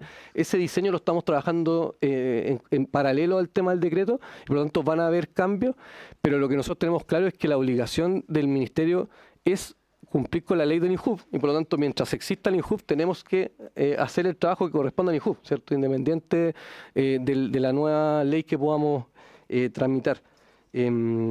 Eso, me imagino que quedan cosas pendientes, pero ha sido largo. 2 segundos, diputado. Yo creo que ese es un buen foco también, precisamente a los funcionarios que han cumplido una labor, que conocen la pega, que conocen el enfoque, conocen, digamos, la necesidad de la ciudadanía. Y pensando en lo primero que se había planteado en esta comisión, que es en el fondo ver qué pasa con los usuarios, por ejemplo, de la Fundación para la Familia, que efectivamente sacaban provecho y de esta, poder hacerle seguimiento. Creo que son dos cosas que pueden hacer match, digamos. Claro, en el fondo, más allá del lugar donde sirvan, pero si están esos usuarios pendientes, yo le propongo a esta comisión, a sugerencia del diputado Valenzuela, oficiar a la subsecretaría y al ministerio, precisamente pidiéndole que se le haga una continuidad, un seguimiento a los usuarios, en particular de la Fundación de las Familias, precisamente para que no queden descolgados y en toda la nueva institucionalidad o la reorganización programática que haya, tengan un espacio y eventualmente, claro, precisamente contando con esos funcionarios que también se van a estar ajustando. No sé si hay acuerdo para eso. Usuarios y funcionarios. Los usuarios. Sí. Usuarios. ¿No? Sí, acordado, muy bien. Diputada Fríes, yo no sé si nos quedan 23 minutos y quedan 2 subsecretarios para... Sí. Brevemente. Sí, solo a mí mi preocupación es Senama y Senadis. Son 2 instituciones que históricamente han sido débiles y que sin embargo representan, no en términos representativos, pero representan a un sector de la población, uno que va creciendo y el otro muy postergado, ¿no? El punto es que los recortes o rebajas que se hacen a estos 2 servicios, siendo la única institucionalidad que estos grupos, comunidades, organizaciones reconocen como tal, sí produce un impacto. Produce un impacto, digamos, de cuál es el espacio que tienen estas personas en la institucionalidad pública. Y en ese sentido me falta ver, subsecretario, a lo mejor ustedes ya lo han pensado, que en el contexto en que va creciendo la población adulta mayor, con, como decía por su intermedio presidente, la vigencia reciente de la Ley de Envejecimiento Integral, que además tiende a reforzar el Senama, no a recortarlo. Entonces, ¿cuál es la alternativa? ¿Cómo se hacen cargo no del recorte para darle eficiencia o eficacia, sino que cómo se hacen cargo del recorte pensando en que viene una ley integral que refuerza el Senama y que tiene un ojo puesto en el futuro de esta población? Entonces, me queda corto que hagan un recorte y ya.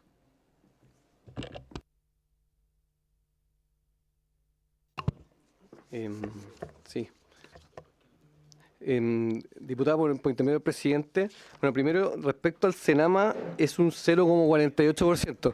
Yo entiendo su preocupación. Nosotros estamos rediseñando justamente un programa que vamos a enviar ex ante, que programa de envejecimiento activo, que va justamente en el contexto de la nueva ley. O sea, que nuestra idea es poder dejar un programa establecido en el Senama que sea con foco en envejecimiento activo, ¿ya?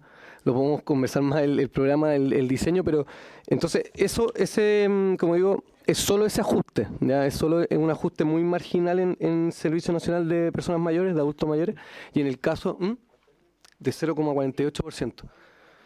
Y el caso del Servicio Nacional de Discapacidad también uno entiende efectivamente los desafíos que tiene. Yo los comparto con usted. En ese caso, dado la necesidad de hacer ajuste en el presupuesto, se rebajó en los traspasos a servicios públicos que no involucran directamente una afectación a la persona que tiene discapacidad que requiere el apoyo del Estado. Como digo, fue bastante marginal. Estamos fortaleciendo el programa de envejecimiento activo, estamos empezando también a trabajar en la política nacional, como dijo la diputada Parisi, estamos muy contentos, ya se publicó la ley, por lo tanto ya tenemos que empezar a aplicarla y de hecho tenemos el próximo año para fortalecer el Senam. Una de las cosas que se va a hacer es empezar a crear los cargos de directores regionales por alta dirección pública. Y ese es un tremendo paso, ¿cierto? Ustedes saben cómo opera cuando no es así. Así que en eso estamos trabajando. Compartimos con usted la preocupación. Veamos cómo podemos fortalecer más ambas instituciones porque efectivamente la cobertura que tienen ambos servicios es muy baja para los desafíos que tenemos. Eso estamos muy de acuerdo. Hay que ver cómo hacemos los esfuerzos en la discusión presupuestaria para ver cómo podemos quizás mover recursos para potenciarlo. Gracias, diputada. Bien, muchas gracias, subsecretario. Yo creo que independiente de las inquietudes que pueden haber, creo que efectivamente su exposición fue muy detallada, muy al hueso, muy extensa. Los diputados hemos tenido mucho espacio aquí para hacer las preguntas. Y ahora vamos a pasar con el subsecretario. Antes, muy cortito, la diputada Parisi va a hacer alguna acotación y vamos a pasar con el subsecretario. Sí, por su intermedio, presidente, yo lamento haber visto tan nervioso al subsecretario, pero cuando yo digo que una cifra corresponde a una persona, no es solamente un número, no lo digo como caricatura, muy por el contrario, sino que lo digo porque yo veo una preocupación permanente en estos 3 meses que lamentablemente se habla tan suelto de cuerpo, con cifras y cifras, recorte, quitar, sacar, que yo estoy realmente asustada, subsecretario. No es una caricatura, muy por el contrario, es una preocupación que yo siento, tengo, comparto y escucho de todos mis vecinos.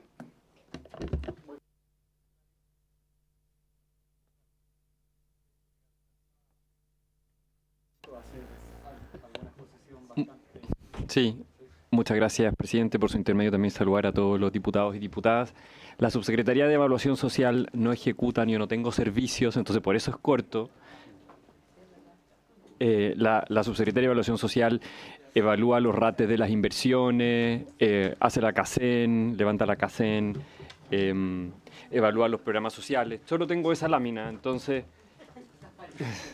por eso hicimos nosotros un ajuste en que no renovamos algunas vacantes, que es lo que ustedes pueden ver en gasto en personal, en gasto en bienes y servicios, adquisición de activos no financieros. También ahí lo que hicimos fue avanzar en eficiencia, algunos elementos que no era necesario comprar, o licencias simplemente de software que era más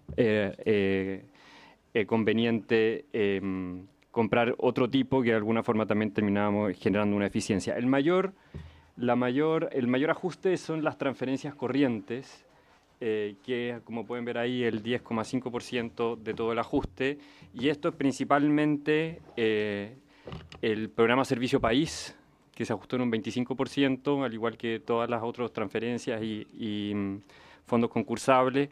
El programa Fundación, el Servicio País es ejecutado por la Fundación para la Superación de la Pobreza. Aquí también se incluye un ajuste de un 25% para los Scouts, que también apareció como glosa el año pasado en la ley de presupuesto. Y aquí también está Deportistas por un Sueño, pero ese no se ajustó, entendiendo como lo delicado que tiene que ver el tema con niños en situación terminal. Entonces ese fue el que no se ajustó. Entonces eso es el resumen. No se ajustó Deportistas por un Sueño. Lo principal de ahí es el programa Servicio País. El 90% de todo eso es el programa Servicio País que ejecuta la Fundación para la Superación de la Pobreza. Eso.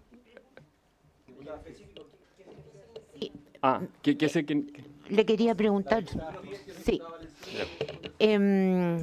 Servicio País, ¿qué evaluación tienen para hacer ese recorte?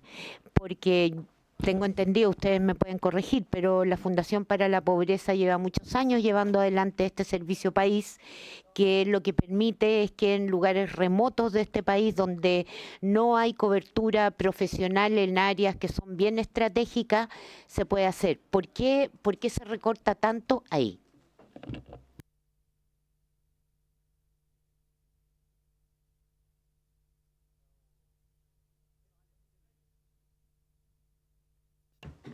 Gracias, presidente, por su intermedio.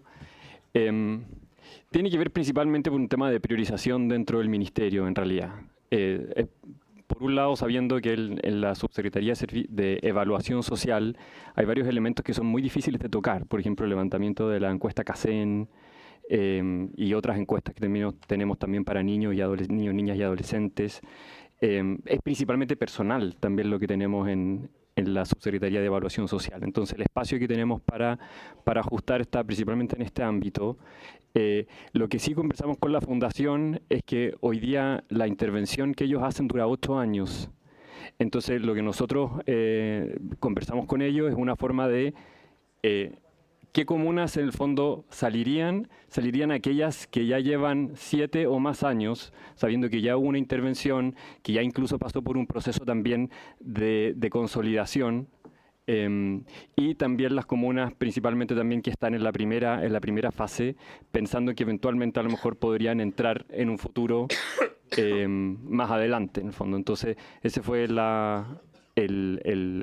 trabajo con el que se llegó a la Fundación para elegir las comunas que saldrían.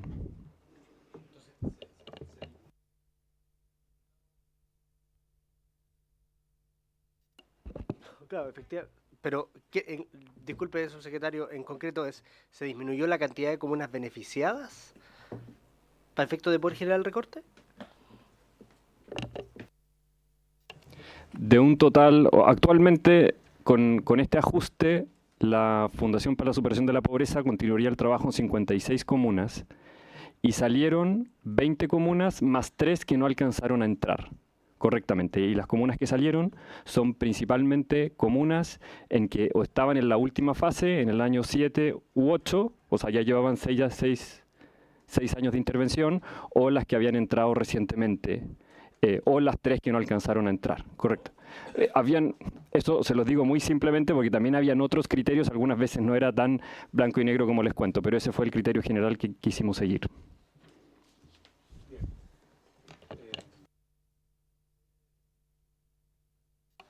No sé, subsecretario, si los 12 minutos que quedan les sirven. Seguramente vamos a profundizar en detalle en otra sesión. Entiendo también su disposición a hacerlo para el tema de los reajustes, que además es un tema que particular le interesa a esta comisión y que además, ahí vamos a verlo también, tenemos pendiente precisamente con la visión de los funcionarios, ¿no? Entonces, no sé si estos minutos que quedan les sirven para exponer sobre lo que vino a exponer. Yo creo, por su intermedio, presidente, que de todas maneras, sin perjuicio de que yo estoy con total disponibilidad de volver a venir y completar el análisis, pero como ustedes también van a tener la presentación, por último, para poder dejarlo introducido en el análisis de los ajustes de la Subsecretaría de la Niñez. Ahora, a ver, lo primero que hay que entender es que, a diferencia de los marcos normativos de muchos de los otros ministerios, la Subsecretaría de la Niñez tiene una impronta que es distinta y tiene una impronta que le da la Ley de Garantía. Y la Ley de Garantía establece un principio que es fundamental de cumplir y que no podemos dejar de cumplir, que es el principio de la no regresividad. Es más, dice, no solo el principio de la no regresividad, sino que también de la progresividad. ¿Qué quiere decir? Que en el fondo tenemos que resguardar, efectivamente, más allá de la declaración de no reducir los beneficios sociales, es un mandato legal para determinados componentes. Y ese mandato legal que está en esos componentes deja establecido un margen de acción reducido para aquello que puede hacer la Subsecretaría de la Niñez. Ahora bien, dentro del presupuesto de la Subsecretaría de la Niñez también se considera el presupuesto del Servicio de Protección. Y cuando ustedes miran el componente presupuestario global del Ministerio de Desarrollo Social, el 50% del presupuesto del Ministerio de Desarrollo Social es el servicio de protección. Y por eso es que cuando se dice que gran parte de los ajustes que recaen en niñez, recaen por su naturaleza del monto que tiene de presupuesto el servicio de protección. Ahora, ¿qué es lo que ajustamos nosotros cuando vemos esto? O sea, en primer lugar, entender que nuestro presupuesto de ley es del orden de los 111 mil millones, con una rebaja presupuestaria estimada de 3.350 millones, con una rebaja que apunta al 3%. En lo que es gasto de personal, nosotros estamos hoy día con una dotación máxima que nos compone la ley y también mínima que nos compone la ley. La verdad es que cuando se crea el sistema de protección integral, se hace una estimación de cobertura para 1.300.000 niños dentro de la Subsecretaría de la Niñez. Se hace una estimación de dotación de 73 personas en planta y lo que hemos ido viendo es que progresivamente va aumentando la cantidad de niños que llegan hacia las oficinas locales de la niña. Al principio fueron 20.000, hoy día ya vamos en cerca de 110.000, se proyectan rápidamente un crecimiento hacia los 200.000 y en la medida que se vaya conociendo la ley de garantía y se vaya conociendo lo que es la oficina locales de la niña, nosotros esperamos que esto sea cada vez mayor. Y es parte del modelo y es parte de la necesidad que tiene el modelo de instalarse y de fortalecerse. Y por eso que dentro de los elementos que considera incluso la DIPRES, que no pueden modificarse ni recortarse, está la oficina local de la niñez, que están por ley, que están definidos por un algoritmo, y están también las ayudas técnicas. Son los dos componentes que tienen inamovilidad presupuestaria. Eso quiero dejarlo bien en claro inicialmente porque son los componentes más significativos, particularmente el más significativo es el de la oficina local de la niñez. Asimismo, nosotros operamos dentro de nuestro presupuesto, más o menos la mitad de nuestro presupuesto se va en relación al trabajo con el servicio de salud, a través de transferencias al servicio de salud, a través de distintos programas como el programa biopsicosocial. Esos programas, si bien es cierto, no son parte de la ley marco de la DIPRE y por lo tanto no es que no se puedan reducir, no nos conviene reducir porque tiene una contrapartida que es con salud que permite que esos presupuestos vayan focalizados directamente hacia los niños y niñas. Y por lo tanto tampoco hemos hecho ajustes respecto a aquellos programas que tienen que ver directamente con el Chile Crece. Entonces, ¿qué es lo que hemos nosotros o dónde hemos puesto el foco de nuestros ajustes en lo que se llaman las transferencias corrientes? ¿Y qué son las transferencias corrientes? Son estos programas donde nosotros no tenemos esa base de no regresividad de la ley, que no está establecido por ley, que no está establecido por reglamento, y donde esos ajustes son ajustes de eficiencia, son ajustes de estándares o son ajustes de ejecución presupuestaria. El primero de ellos, el que hizo harto ruido, era el tema de los ajuares. Los ajuares, cuando se planificó esta política pública que ha sido tremendamente exitosa, que es muy necesaria y que es muy querida dentro del programa Chile Crece Contigo, que es el programa de apoyo al recién nacido, que operamos a través de salud, se hizo con una estimación de tasa de recambio de demografía del orden del 2%. Hoy día estamos con una tasa de recambio del 0,97, ustedes saben la crisis en que estamos en materia de maternidad. Todos los años, o sea, todos los meses, nosotros tenemos un stock de emergencia, que no es el stock regular, es el stock de emergencia, que cubre la velocidad con la que tiene que llegar desde el centro distribuidor el ajuar a la persona cuando tuvo la guagüita, porque tiene que llegar inmediatamente. Y por lo tanto, ese stock de emergencia generalmente era equivalente a lo que nosotros teníamos planificado en el mes como compras corrientes a Senabas, que era de 10.000 ajuares. Sin embargo, históricamente, los últimos años, lo que hemos estado promediando es menos de 7.800 ajuares. Lo que modificamos fue el stock de emergencia. Y eso significa, en el fondo, que esa diferencia que vamos teniendo mes a mes, en el nivel agregado, nos dan los 1.850 millones, que son los que redujimos de esa línea. En el caso de Crecer en Comunidad, el caso de Crecer en Comunidad es un programa que tiene distintos componentes. Tiene activaciones comunitarias, tiene trabajo desde profesionales, también desde el área de la oficina local de la niñez, tiene áreas de jardines que se desarrollan programas de planes de sectores protegidos para que los niños puedan jugar.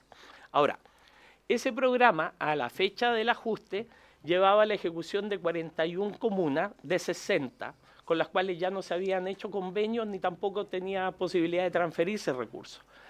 ¿Qué quiere decir eso? Quiere decir que en el fondo lo que hicimos fue poder ajustarlo a los programas que teníamos vigentes, entendiendo de que hay también una serie de componentes que sí podemos dar desde otras prestaciones de las oficinas locales de la niñez. Por lo tanto, el ajuste que hicimos fue asociarlo a la reducción de la expansión territorial del programa, que ya estaba en 161 comunas, pero que para este año lo dejamos en 41 comunas y vamos a seguir avanzando así en la medida que vamos manteniendo el marco presupuestario o lo vamos reasignando dentro de las mismas funciones que busquen fortalecer las oficinas locales, generando el mismo espacio o el mismo beneficio que se quiere dar con este tipo de programas. El tercer elemento es el apoyo a la implementación de las oficinas locales de la niñez, que hay que distinguirla de las oficinas locales de la niñez propiamente tal, que tiene un algoritmo, que tiene una operación, que tiene gestores de casos. El apoyo a la implementación tiene que ver con asistencias técnicas, tiene que ver con materiales, tiene que ver con fotocopias, tiene que ver con todos los elementos que nosotros podamos apoyar a aquellas oficinas que están recién partiendo. Lo que hemos hecho es traspasar esas funciones que antes eran externalizadas a los equipos internos de la subsecretaría. Y el tercer elemento, el programa educativo, redujimos lo que eran los componentes de capacitación y asistencias técnicas que tenían que hacerse a través de eventos o a través de jornadas, a hacerlo a través de Zoom y hacerlo también con visitas de nuestros profesionales técnicos. Son 250 millones. Ustedes deben comprender que acá estamos hablando de 341 oficinas locales. Por lo tanto, por eso en el agregado parece una buena cantidad, pero son pequeñas cantidades que sí se pueden reducir porque nosotros tenemos prestadores regionales que son los coordinadores regionales.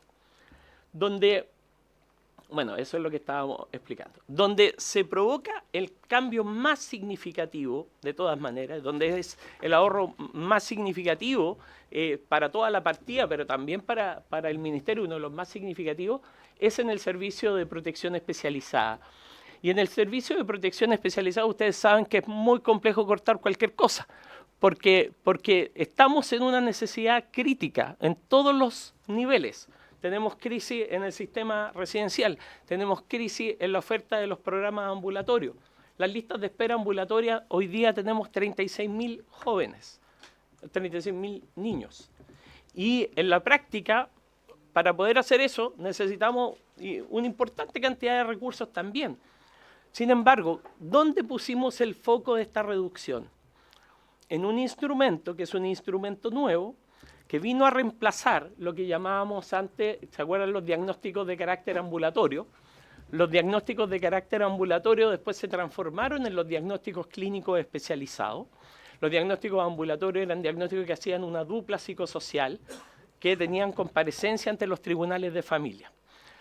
El diagnóstico clínico especializado se estableció como una norma para que los tribunales de familia, cuando tomaran una decisión de cautelar, tuvieran que hacerle un diagnóstico al niño.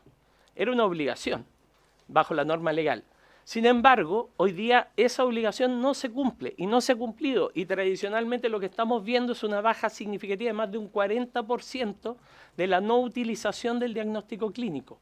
Cuando uno conversa con los tribunales, la respuesta es la siguiente, que básicamente hoy día se prefieren los peritajes, el peritaje simple, porque el perito concurre al tribunal, a diferencia del diagnóstico clínico especializado que no concurre ante el tribunal.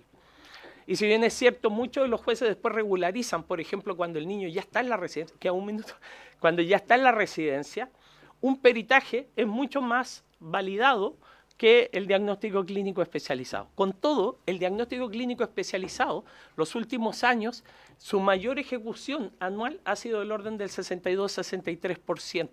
Nosotros estamos proyectando una cifra incluso con el ajuste que es superior a la que se ocupó el año pasado en el diagnóstico clínico. Con una diferencia, el diagnóstico clínico especializado tiene una ejecución de un mes y medio, como ejecución de la implementación. Tiene una lista de espera de 4 meses de carácter administrativo a promedio, que es la espera que toma el tribunal en mandar a hacer un diagnóstico clínico.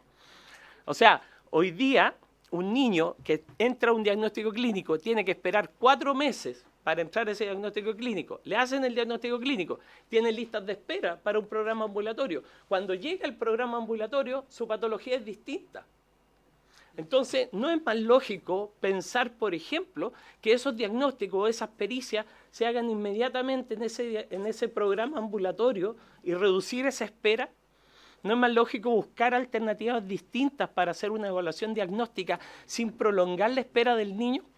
Por supuesto que eso nos va a subir la lista de espera en ambulatorio, pero es preferible sincerar esa cifra y abordar la lista de espera real que tenemos en los programas ambulatorios a tener esa espera en estos programas que lo único que hace el diagnóstico clínico es generar ese retraso. Por supuesto que tiene elementos de calidad y que si se toma oportunamente y si se aplica oportunamente con los programas ambulatorios va a ser positivo, pero eso en la práctica hoy día no está pasando y hoy día no se está ejecutando los totales de los recursos y por lo tanto lo que hemos hecho es ajustar solo aquello en donde sabemos con certeza de que no vamos a estar agravando de mayor forma la condición lamentable que hoy día estamos dentro del servicio de protección.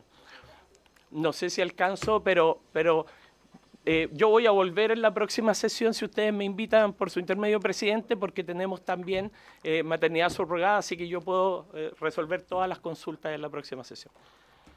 Bien, pues muchas gracias, subsecretario, a los 3 subsecretarios. Estamos claros que aquí va a haber detalle también de los reajustes que interesan a esta comisión. Y por lo tanto vamos a seguir viendo las próximas semanas con ese nivel de detención y detalle. Esa es la idea. ¿Pero vamos a volver a citar eso? Sí, vamos a organizarnos para citarlo ahí. Seguramente mañana se podrá hacer. Bien, no habiendo más temas o habiéndose cumplido el objeto de esta sesión, esta se levanta.